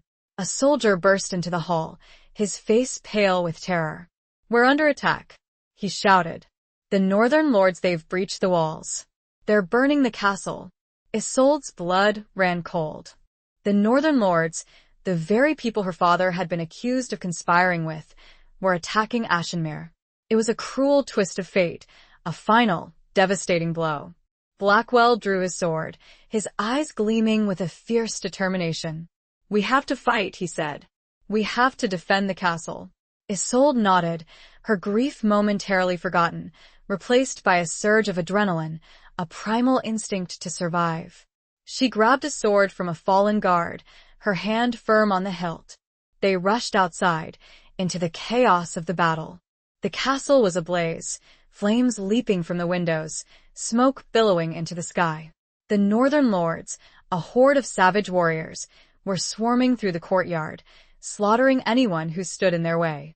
Blackwell and Isolde fought side by side, their swords a blur of motion, cutting down attackers, protecting the innocent, defending their home. As they fought, Isolde saw a figure emerge from the flames, a tall, imposing man with a cruel smile on his face. It was Lord Forlag, the leader of the Northern Lords, the man who had orchestrated the attack. Forlag saw Isolde and laughed, a mocking, triumphant sound. "So, the little trader's daughter is still alive," he said. "I thought you'd be dead by now." Isolde's anger flared, a burning rage that consumed her grief. "You will pay for this, Forlag," she said, her voice filled with venom. "You will pay for what you've done." Forlag laughed again. "You think you can defeat me?" he scoffed. "You are nothing, a weak, pathetic woman." He raised his sword, ready to strike, but before he could, Blackwell intervened, his sword clashing against Forlag's, the sparks flying. "She is not alone, Forlag," Blackwell said, his voice a low growl. "And you will answer for your crimes." A fierce duel erupted between Blackwell and Forlag, their swords a whirlwind of steel, their movements swift and deadly. Isolde watched, her heart pounding in her chest, her fate hanging in the balance. She knew that if Blackwell fell, she would be next. As the battle raged, the flames continued to spread, engulfing the castle in a fiery inferno. The heat was intense, the smoke suffocating, the scene a vision of hell. Suddenly, as Blackwell and Forlag fought, a section of the burning roof collapsed, sending a shower of fiery debris down upon them. Isolde screamed, her eyes wide with horror. The world seemed to slow as Isolde watched the heavy timbers and stones fall. Forlag, eyes wide with terror, tried to scramble back, but he was too slow. Blackwell, with reflexes honed by years of battle, saw the danger and reacted instantly. But instead of saving himself, he pushed Isolde out of the way, taking the full brunt of the falling debris. Isolde landed hard on the ground, her breath knocked out of her. She looked up, her heart pounding, and saw Blackwell buried beneath a pile of burning rubble, his body still. The revelation hit her with the force of a physical blow. He had saved her, sacrificing himself to protect her. Just like her father. The flames roared around her, the heat intense, the smoke choking. But all she could see was Blackwell, his selfless act of courage, his final sacrifice. He could have survived. He had the skill, the speed. But he chose her. And in that moment, amidst the chaos and the flames, Isolde realized the truth. She loved him. She had fallen in love with the Silver Wolf. Chapter 14. The Hunted Heart. Isolde scrambled to her feet, ignoring the pain in her bruised body, her heart pounding with a desperate mixture of grief and determination. She had to reach Blackwell, to pull him from the burning wreckage, to save him, if it was still possible. She rushed towards the pile of rubble, her hands clawing at the burning timbers, her eyes stinging from the smoke. She ignored the heat, the pain, the danger, driven by a fierce love and a desperate hope that he was still alive. "Blackwell," she cried, her voice hoarse with smoke and emotion. "Blackwell, can you hear me?" There was no response, only the crackling of the flames and the shouts of the battling soldiers. Isolde continued to dig, her hands bleeding, her muscles aching, her tears mixing with the soot and grime on her face. Finally, after what seemed like an eternity, she managed to clear enough of the debris to reach him. She saw his body, lying still and lifeless, his face covered in soot, his armor blackened by the flames. She gently touched his face, her fingers trembling. "Blackwell," she whispered, her voice choked with emotion. "Please, please be alive." She felt for a pulse, her heart sinking with each passing moment. She couldn't find one. He was gone. Tears streamed down her face, a torrent of grief and despair. She had lost him, the man she loved, the man who had saved her life, the man who had given her hope. Suddenly, she felt a faint twitch beneath her fingers. A flicker of life. A pulse. She gasped, her heart leaping with a surge of hope. He was alive. He was still alive. With renewed strength, she continued to clear the debris, pulling him free from the wreckage. She dragged him away from the flames, towards a safer area, her body aching, her lungs burning. She laid him down gently on the ground, his body limp, his breathing shallow. She examined his injuries, her heart sinking at the sight of his battered and burned body. He was badly hurt, his survival uncertain. She ripped strips of cloth from her dress, using them to bandage his wounds, to staunch the bleeding. She spoke to him softly, urgently, her voice filled with love and desperation. "Blackwell," she whispered. "Stay with me. Please stay with me. I love you. I need you." She didn't know if he could hear her, if he understood her words, but she had to try. She had to fight for him, just as he had fought for her. As she tended to his wounds, the battle raged around her. The northern lords were still attacking, but the tide of the battle had turned. The king's soldiers, inspired by Lord Elric's sacrifice and Blackwell's bravery, were fighting with renewed vigor, pushing back the invaders. Finally, after what seemed like an eternity, the northern lords were defeated, their forces scattered, their leader, Forlag, dead. The castle was still burning, but the fighting had stopped. Isolde remained by Blackwell's side, holding his hand, her eyes fixed on his face, willing him to live. She had lost her father, her home, her future, but she couldn't lose him too. He was all she had left.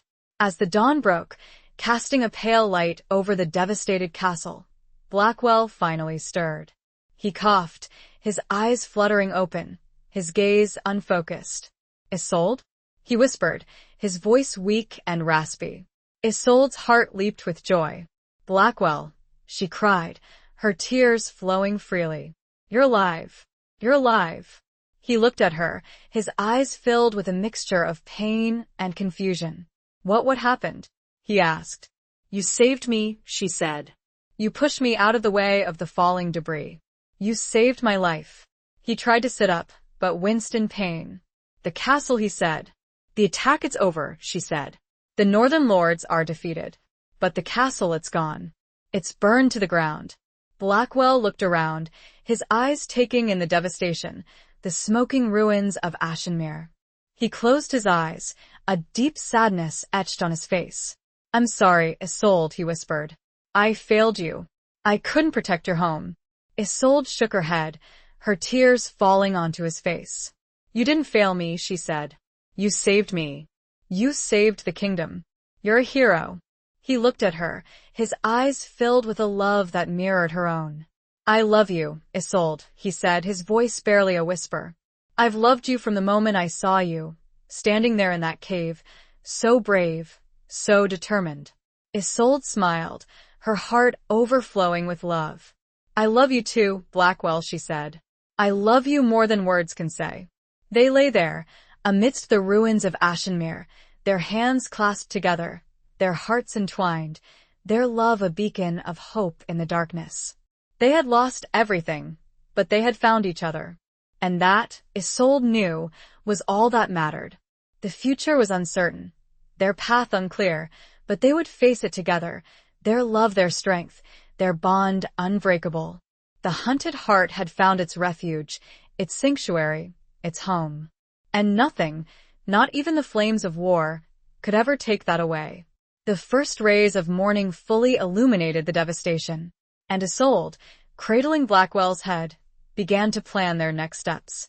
Chapter 15. The Lion's Denver. With Ashenmere in ruins, Isolde and a severely injured Blackwell had to seek refuge elsewhere.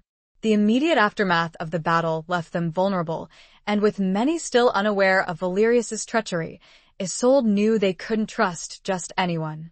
The king, while grateful for their service, was overwhelmed with the task of rebuilding his court and securing his borders against further northern incursions. Isolde, after much deliberation, decided their best course of action was to seek shelter with Lord Gareth, her brother, who was returning from his pilgrimage. She sent a message ahead, carried by her most trusted surviving squire, explaining the situation and requesting a meeting at a secluded monastery, known for its neutrality and its extensive library, a place where they could hopefully recover and plan their next move in relative safety. The journey to the monastery was agonizing. Blackwell, though conscious, was weak and in constant pain. Isolde, with Alara's help, did her best to keep him comfortable, but their resources were scarce, and the constant fear of discovery weighed heavily on them. They arrived at the monastery under the cover of darkness, their faces hidden, their identities concealed. The monks, after receiving Isolde's message and verifying her identity through a secret family signet ring, welcomed them with quiet compassion, offering them shelter and medical care. Gareth arrived a few days later, his face etched with shock and grief upon hearing the news of his father's death and Ashenmere's destruction. He embraced Isolde, his tears mingling with hers, his anger at the betrayal a palpable force. "I swear, Isolde," he said, his voice filled with a righteous fury, "I will avenge our father. I will hunt down every last one of those responsible and make them pay." Isolde placed a calming hand on his arm. "We will, Gareth," she said. "But we must be smart. We can't rush into this blindly. We need a plan." Blackwell, despite his injuries, participated in their discussions, his strategic mind still sharp, his insights invaluable. They spent hours poring over maps, discussing their options, weighing the risks and benefits of each course of action. "We need allies," Blackwell said.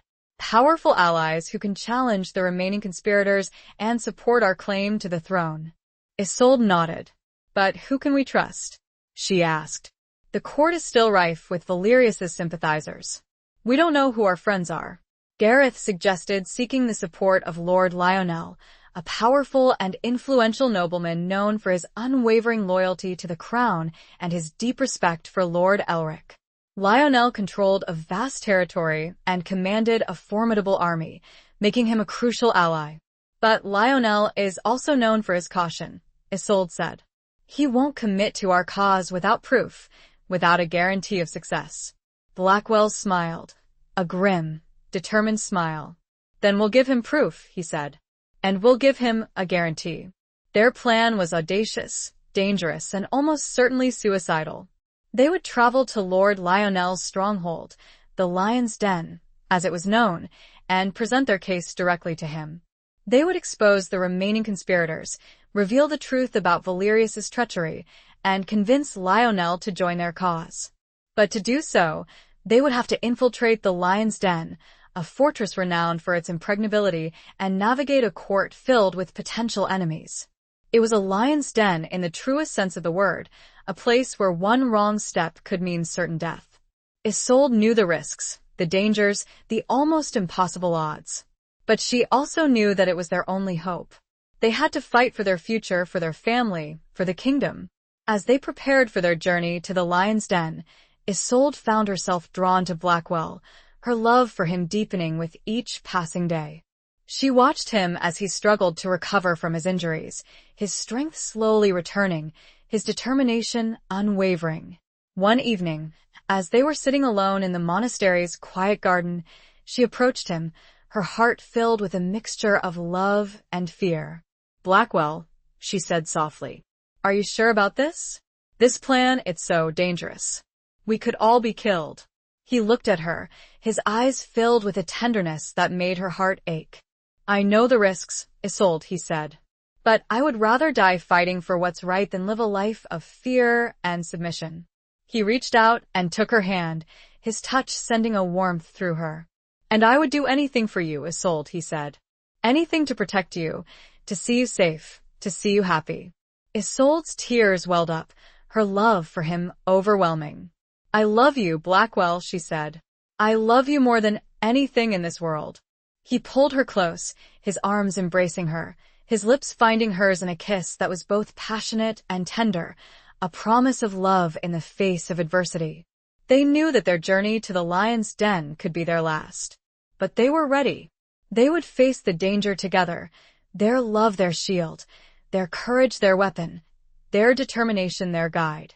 The lion awaited, and they would enter its den, not as prey, but as hunters, ready to fight for their future, for their love, for their destiny. They would walk into this trap, eyes open, ready to expose those traitors who remained, and take the next step towards justice. Together. Chapter 16. A Storm of Swords. The journey to the lion's den was fraught with peril. They traveled in disguise, posing as simple merchants, avoiding the main roads and sticking to hidden paths, constantly on guard against patrols and spies.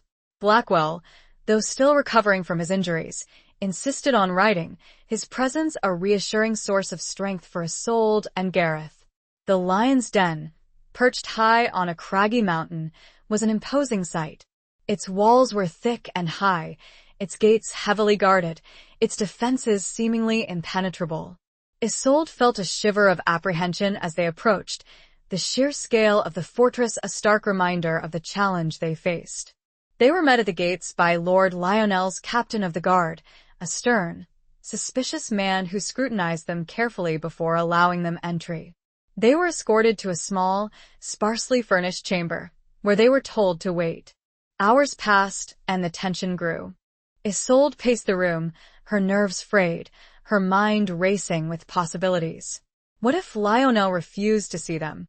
What if he was already in league with the conspirators? What if they had walked into a trap? Finally, after what seemed like an eternity, the door opened, and Lord Lionel himself entered. He was a tall, powerfully built man with a stern face and piercing blue eyes, his presence radiating authority and command. He was accompanied by several of his advisors, their faces equally grim and suspicious. Lady Isolde of Ashenmere, Lionel said, his voice deep and resonant. And Sir Aldrich Blackwell, I must confess, I am surprised to see you here. And under such unusual circumstances. Isolde met his gaze, her chin held high. We have come to seek your aid, Lord Lionel, she said. We have come to expose a conspiracy that threatens the kingdom, a conspiracy that led to my father's death and the destruction of my home.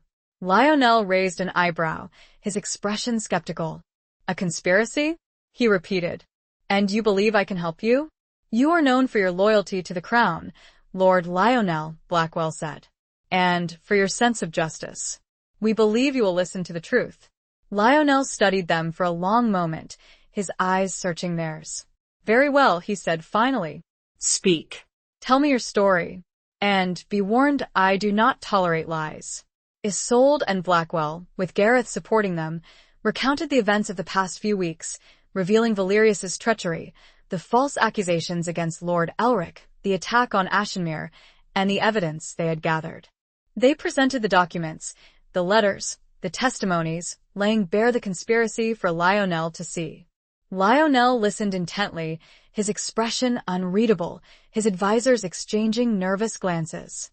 The silence in the room was thick with tension, the fate of Isolde, Blackwell, and Gareth hanging in the balance.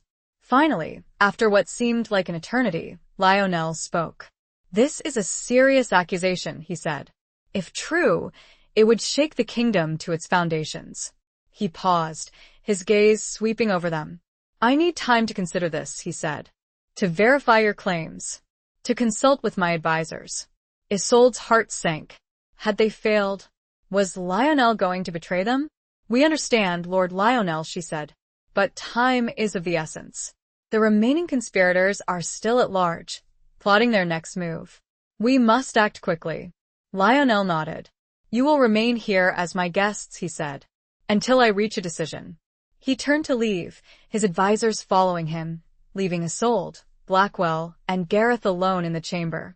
They were prisoners, in effect, their fate uncertain, their lives hanging by a thread. As the door closed behind Lionel, Gareth turned to Isolde, his face filled with anger and frustration. We should have killed him when we had the chance, he said. He's going to betray us. Isolde shook her head. We don't know that, Gareth, she said. We have to trust him. He's our only hope.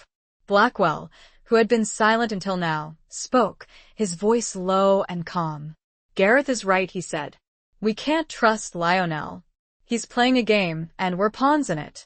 Isolde looked at him, surprised. What do you mean? She asked. Blackwell explained his suspicions, how Lionel's reaction had been too controlled, too calculated.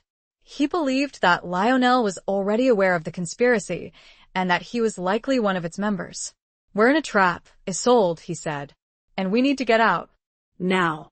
They quickly devised a plan, a desperate gamble to escape the lion's den and expose Lionel's treachery to the world. As darkness fell, they put their plan into action. Using a hidden passage that Blackwell had discovered during his brief exploration of the chamber, they slipped out of their confinement and made their way through the labyrinthine corridors of the fortress. They reached the stables, their hearts pounding in their chests. They were about to mount their horses when they were suddenly surrounded by guards, their swords drawn, their faces grim. Lionel stepped forward, his expression cold and menacing. "So," he said, his voice dripping with sarcasm, "the little birds thought they could fly away. How foolish." Isolde, Blackwell, and Gareth drew their swords, ready to fight to the death. They were outnumbered, surrounded, trapped, but they would not surrender. A fierce battle erupted in the stables, the clash of steel echoing through the night. Isolde fought with a ferocity born of desperation, her sword a blur of motion, her heart filled with a burning rage. Blackwell fought beside her, his movements swift and deadly, his sword protecting her, guiding her, his love for her a shield against the darkness. Gareth, fueled by vengeance, fought with a powerful fury. But despite their courage, their skill, their determination, they were overwhelmed by the sheer number of their enemies.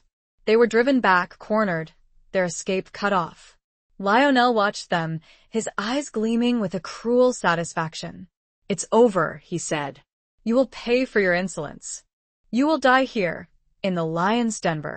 As the guards closed in, swords raised for the final blow, a horn blew, loud and clear, echoing off the mountain walls. Lionel's expression turned from triumph to confusion.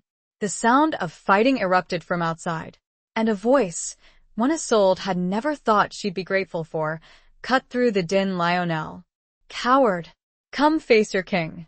It was King Oberon, and he had brought an army. Chapter 17. Whispers of Redemption.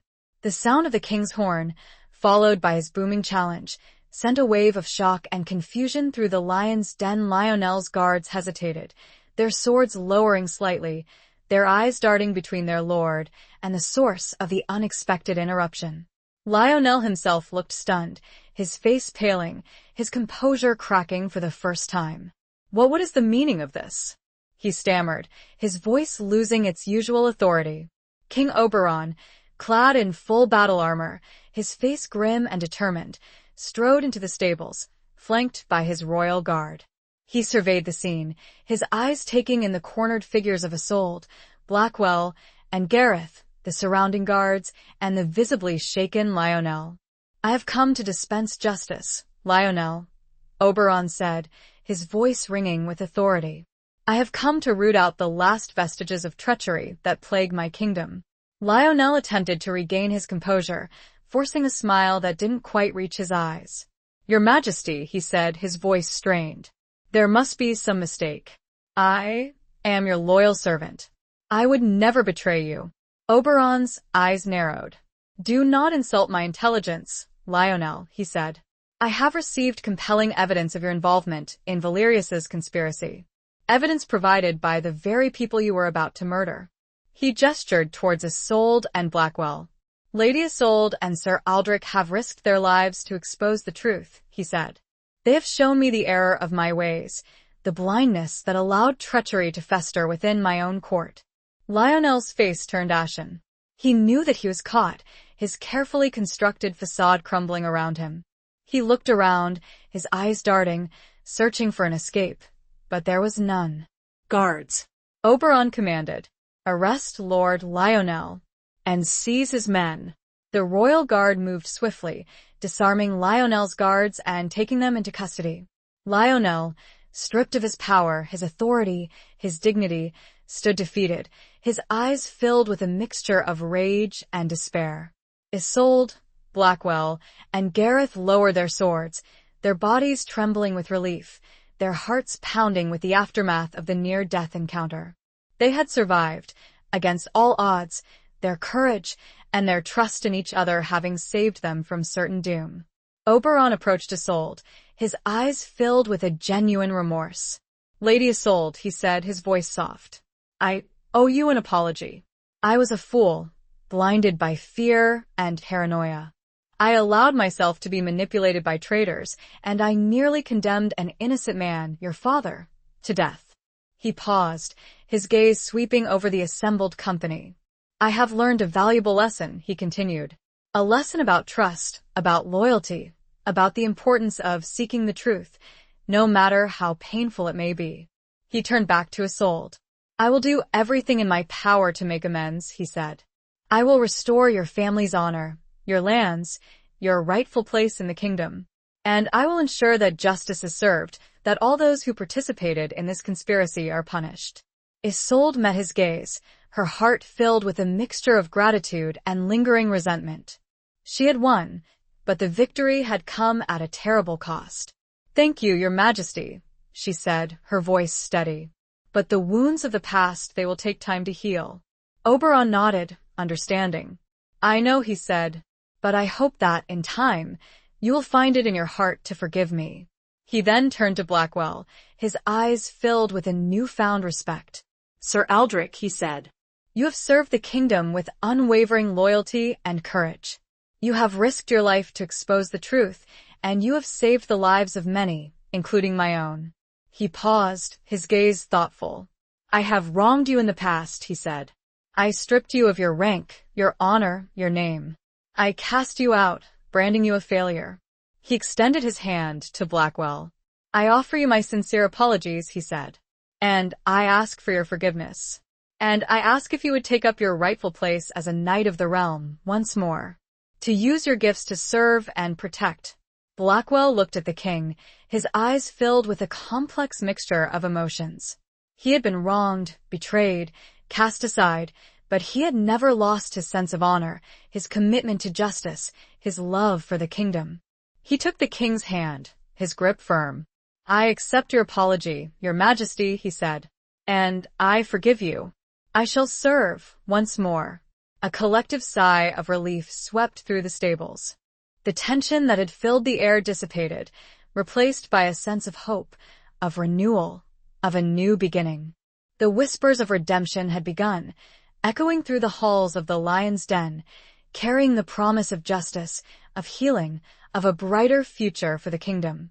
Isolde, Blackwell, and Gareth had faced the darkness and emerged victorious, their courage and their loyalty having saved them all. The king, seeing the lingering exhaustion and pain on their faces, ordered his own healers to tend to Blackwell's still healing injuries. Isolde, refusing to leave Blackwell's side, watched over him, relief and love washing over her with every gentle breath he took. This was not the end, Isolde knew. It was only a new beginning. Chapter 18. The Broken Vow. The following days were a whirlwind of activity.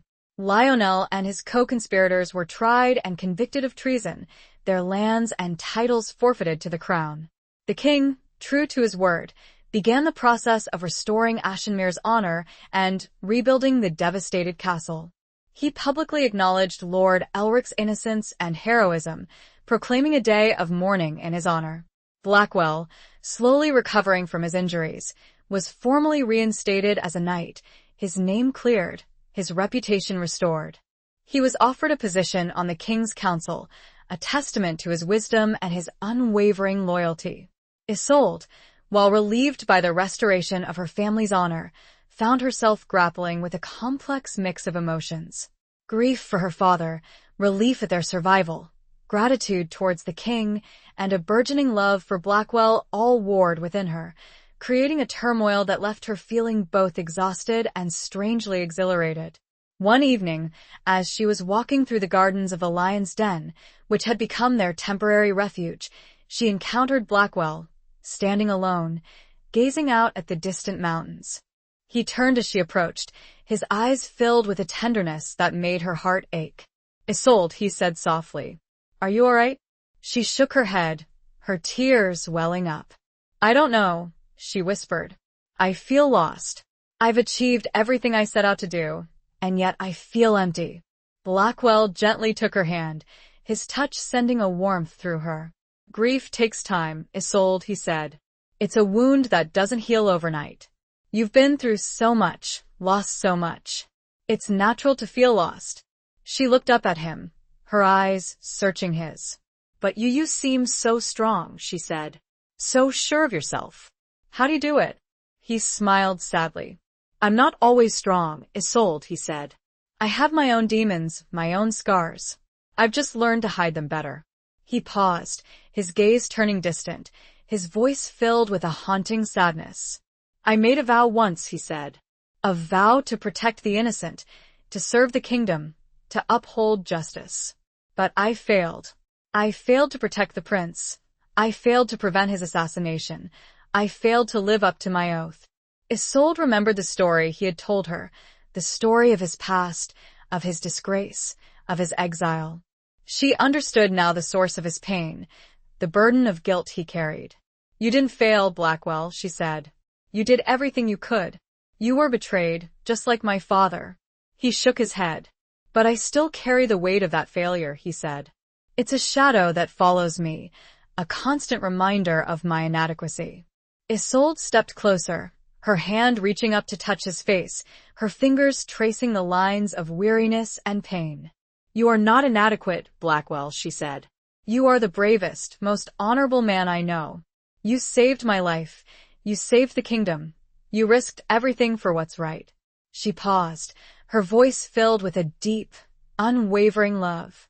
And I love you, she said. I love you for your strength, for your courage, for your flaws, for everything that makes you you. Blackwell's eyes met hers, his gaze filled with a love that mirrored her own. He gently cupped her face in his hands, his thumbs wiping away her tears. I love you too, Isolde, he said, his voice husky with emotion. More than words can say. You've given me hope, a reason to live, a reason to fight. You've shown me that even in the darkest of times, love can still bloom. He leaned down and kissed her, a kiss that was both passionate and tender, a promise of a future together, a future free from the shadows of the past. But as they embraced, Isolde felt a flicker of doubt, a nagging fear that threatened to shatter their newfound happiness. She remembered the vow she had made, the desperate bargain she had struck with Blackwell in the cave, the offer of a political marriage to secure his aid. She pulled away slightly, her eyes searching his. Blackwell, she said, her voice trembling. That vow, the one I made about marriage, do you still expect me to honor it? Blackwell looked at her, his expression softening. Isolde, he said, I released you from that vow the moment I refused your offer. I told you then, I have no desire for a wife who sees me as nothing more than a means to an end. He paused, his gaze filled with a deep sincerity. I want you, Isolde, he said. Not for your title, not for your lands, not for any political advantage. I want you, for the woman you are, for the love we share. Isolde's relief was overwhelming, a weight lifted from her shoulders. She had feared that their love was tainted by her earlier desperation, that it was built on a foundation of obligation, not genuine affection. But Isolde began, her eyes downcast. Blackwell gently lifted her chin, so she met his gaze. There are no buts, my love. Only us. And what we choose to make of it. He cupped her face and kissed her again. Isolde closed her eyes and allowed her worries to melt away. She returned the kiss fully, her love for him a beacon in the darkness. The broken vow was mended, not with obligation, but with love, with trust, with a shared understanding that transcended the political machinations and the desperate bargains of the past. They were free to choose their own destiny, to build a future together, a future based on love, not duty, on hope, not despair, on a bond that had been forged in the fires of adversity and tempered by the strength of their hearts. The future remained uncertain, but they knew, in that moment, that they could face it together. Chapter 19. The Ashenmere Dawn. The weeks that followed were a time of rebuilding, of healing, of forging a new future. Isolde, with Blackwell at her side, returned to Ashenmere, to the charred ruins of her ancestral home. The sight of the devastated castle was a painful reminder of all that she had lost, but it also filled her with a renewed determination to rebuild, to restore Ashenmere to its former glory, to create a place of hope and prosperity for her people. The king, fulfilling his promise, provided resources and manpower to help with the reconstruction. Gareth, his grief tempered by a burning desire for justice, took on the responsibility of overseeing the rebuilding efforts, his youthful energy and unwavering loyalty a source of inspiration for the weary workers. Blackwell, despite his new position on the king's council, remained at Isolde's side, offering his support, his wisdom, his unwavering love. He helped her navigate the complex political landscape, negotiate with neighboring lords, and make the difficult decisions that came with rebuilding a shattered community. He also helped her heal, his presence a constant source of comfort, his touch a balm to her wounded spirit. He understood her grief, her fears, her doubts, and he never pressured her to move on, to forget, to pretend that everything was all right. He simply loved her, patiently, unconditionally, allowing her to heal at her own pace. One day, as they were walking through the ruins of the castle, surveying the progress of the reconstruction, Isolde stopped and turned to Blackwell, her eyes filled with a mixture of sadness and hope. "It's hard," she said, her voice barely a whisper. "Seeing it like this, it brings back so many memories, so much pain." Blackwell gently took her hand, his touch sending a warmth through her. "I know," he said, "but it also brings back memories of strength, of resilience, of the spirit of Ashenmere, a spirit that cannot be broken, even by fire." He pointed towards the rising sun, casting a golden glow over the devastated landscape. "Look, Isolde," he said, "the dawn is breaking. A new day is beginning, and Ashenmere will rise again, stronger and more beautiful than ever before." Isolde followed his gaze, her heart filled with a flicker of hope. He was right. The sun was rising, casting a warm, golden light on the ruins, illuminating the new growth that was already beginning to emerge from the ashes. She turned back to Blackwell, her eyes meeting his, and she saw a future there, a future filled with love, with hope, with the promise of a new beginning. "Will you stay with me, Blackwell?" she asked, her voice filled with a quiet vulnerability. "Will you help me rebuild Ashenmere? Will you be my lord?" Blackwell smiled, his eyes crinkling at the corners, his gaze filled with a love that made her heart soar. "I will stay with you, Isolde," he said. "Always. I will help you rebuild Ashenmere. I will stand by your side. I will be your whatever you want me to be." He paused, his voice dropping to a whisper. "But I will not be your lord, Isolde," he said. "Not in the traditional sense. I will be your partner, your equal, your love, your friend, your confidant. We will rule Ashenmere together, side by side, sharing the burdens, sharing the triumphs, sharing our lives." Isolde's heart overflowed with love and gratitude. He understood her, he respected her, he saw her not as a prize to be won, but as an equal, a partner, a woman to be loved and cherished. "Then I ask you," she spoke, her voice regaining its usual strength, "to share this burden with me, freely and with an open heart." He leaned down and kissed her, a kiss that sealed their promise, their commitment, their love. It was a kiss that spoke of a new beginning, of a future built on equality, on respect, on a love that had been forged in the fires of adversity and tempered by the strength of their hearts.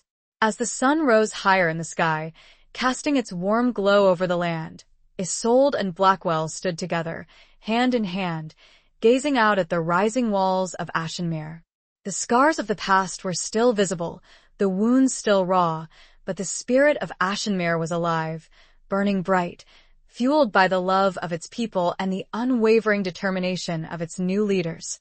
The Ashenmere dawn had arrived, a symbol of hope, of renewal, of a future filled with promise. And Isolde and Blackwell, the Lady of Ashenmere and the Silver Wolf, would face it together, their love their strength, their bond unbreakable, their destiny intertwined. They would build a new Ashenmere, a place of justice, of peace, of prosperity, a place where love would triumph over hate, where hope would conquer despair, where the scars of the past would serve as a reminder of the strength and resilience of the human spirit. The planning had only just begun, and so had their life together. The rebuilding would be slow, but every stone laid would be a testament to their shared strength. And every sunrise would be a reminder of the love that blossomed amidst the ashes. Chapter 20. A Crown of Thorns and Roses. Years passed. Ashenmere rose from the ashes, stronger and more beautiful than ever before. The castle, rebuilt with meticulous care and a renewed sense of purpose, stood proudly on its craggy perch, a symbol of resilience, of hope, of a future forged in the fires of adversity. Isolde and Blackwell, true to their word, ruled Ashenmere together, their partnership a model of equality, of respect, of a love that had deepened and matured with time. They were not lord and lady, but partners, equals, their strengths complementing each other, their weaknesses supported by their unwavering bond. Gareth, having found love and married a woman who brought him great comfort, became a trusted advisor and a skilled military leader, his loyalty to Isolde and Blackwell unwavering. He commanded Ashenmere's forces, ensuring the safety and security of the realm. King Oberon, humbled by the events of the past and forever grateful for Isolde and Blackwell's service, became a wise and just ruler, his reign marked by peace and prosperity. He remained a close ally of Ashenmere, his trust in Isolde and Blackwell absolute. The kingdom flourished, the wounds of the past slowly healing, the scars fading, but never forgotten. The memory of Lord Elric, of his sacrifice, of his unwavering loyalty, served as a constant reminder of the importance of justice, of courage, of standing up for what's right, even in the face of overwhelming odds. Isolde and Blackwell, though they ruled Ashenmere with wisdom and compassion, never forgot the price they had paid for their peace. They had known loss, betrayal, fear, and despair, but they had also found love, hope, resilience, and a strength they never knew they possessed. One spring morning, as Isolde and Blackwell were standing on the battlements of Ashenmere, gazing out at the lush, green landscape, a messenger arrived, bearing a summons from the king. Oberon, now aging and ailing, requested their presence at court. He had a final request, a final act of gratitude to bestow upon them. Isolde and Blackwell traveled to the capital, their hearts filled with a mixture of anticipation and trepidation. They were greeted with warmth and respect, the courtiers recognizing them as heroes, as saviors of a kingdom. They were ushered into the king's private chambers, where they found Oberon lying in bed, his body frail, his face pale, but his eyes still bright with intelligence and a hint of mischief. Isolde, Blackwell, he said, his voice weak but clear. I have summoned you here today for a special purpose. He paused, his gaze sweeping over them. I am old, he continued, and I will soon be joining the ancestors. I have no heir, no direct successor to the throne. Isolde and Blackwell exchanged a surprised glance. They had never considered the possibility of inheriting the throne, their focus always on Ashenmere, on their people, on their own lives. I have watched you both, Oberon continued. I have seen your wisdom, your courage, your compassion, your unwavering commitment to justice. I have seen the love you share, the strength of your partnership, the respect you have for each other and for your people. He smiled, a weak but genuine smile. I can think of no one better suited to rule this kingdom, he said. I can think of no one who would uphold the values I hold dear, the values of justice, of peace, of prosperity for all. He extended a trembling hand towards them. Isolde Blackwell, he said, I offer you the crown. I offer you the throne of Eldoria. Will you accept it? Isolde and Blackwell were stunned. They had never sought power, never craved the throne, their only desire to rebuild Ashenmere and live a life of peace and happiness. But they also understood the responsibility that came with the offer, the opportunity to shape the future of the kingdom, to ensure that the mistakes of the past were never repeated, to create a world where justice and compassion reigned supreme. They looked at each other, their eyes communicating a silent understanding, a shared commitment, a love that had weathered every storm. Isolde stepped forward, her hand reaching out to take the king's. "We accept, your majesty," she said, her voice clear and strong. "We will accept the crown, not as a right, but as a responsibility, a duty to serve the kingdom, to protect its people, to uphold the values you have instilled." Blackwell nodded, his hand joining hers, their fingers intertwining. "We will rule together," he said. "As equals, as partners, as husband and wife. Our love our strength, our wisdom our guide." Oberon smiled, his eyes closing, a sense of peace washing over him. "Then it is done," he whispered. "The kingdom is in good hands." He breathed his last, his reign ending, a new era beginning. Isolde and Blackwell, the Lady of Ashenmere and the Silver Wolf, were now the rulers of Eldoria, their destiny fulfilled, their love triumphant. Their coronation was a grand affair, attended by nobles and commoners alike, a celebration of a new beginning, of a future filled with hope and promise. Isolde, radiant in a gown of silver and white, her hair adorned with a crown of thorns and roses, a symbol of the pain and the beauty of their journey, stood beside Blackwell, strong and proud in his knightly attire, his eyes filled with a love that transcended all earthly power. They were crowned together, not as king and queen, but as equals, as partners, as rulers who would lead with wisdom, compassion, and an unwavering commitment to justice. They wore a crown of thorns, a reminder of the pain they had endured, and a crown of roses, a symbol of the love that had blossomed amidst the ashes. They would rule, not with fear, but with love, not with force, but with understanding, not with ambition, but with a deep and abiding sense of responsibility to their people. The cheers echoed, celebrating a new age. And Isolde and Blackwell knew their work had only just begun. Epilogue. The reign of Isolde and Blackwell was long and prosperous, a golden age for Eldoria.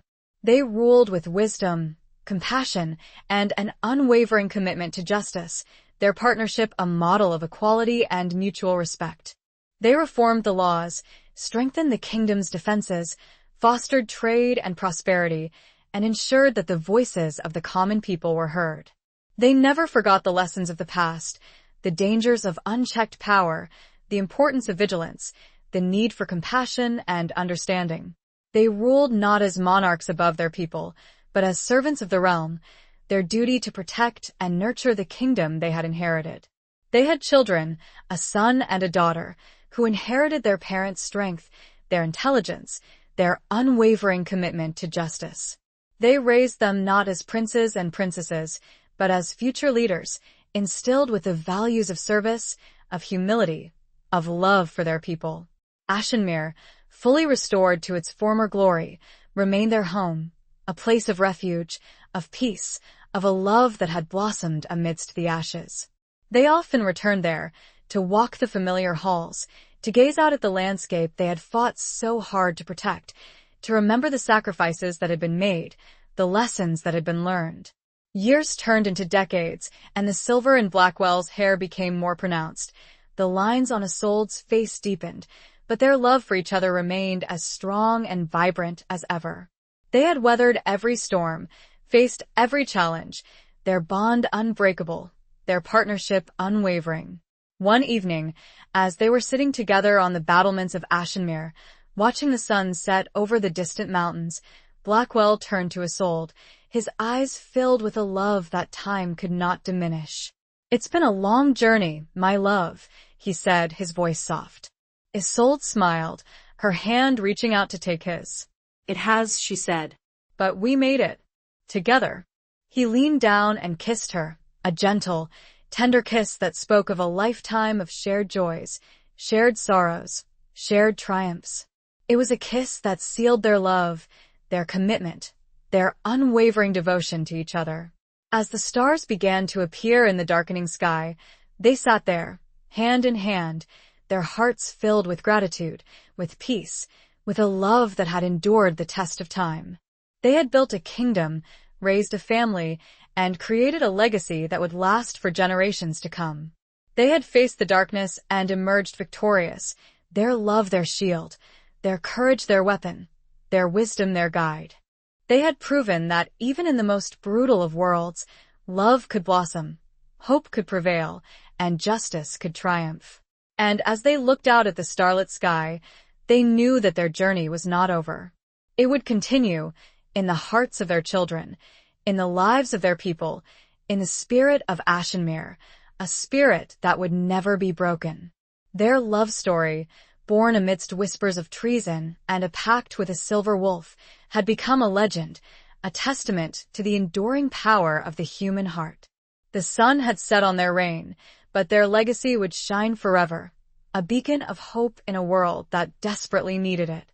The story ends here, but their love remains.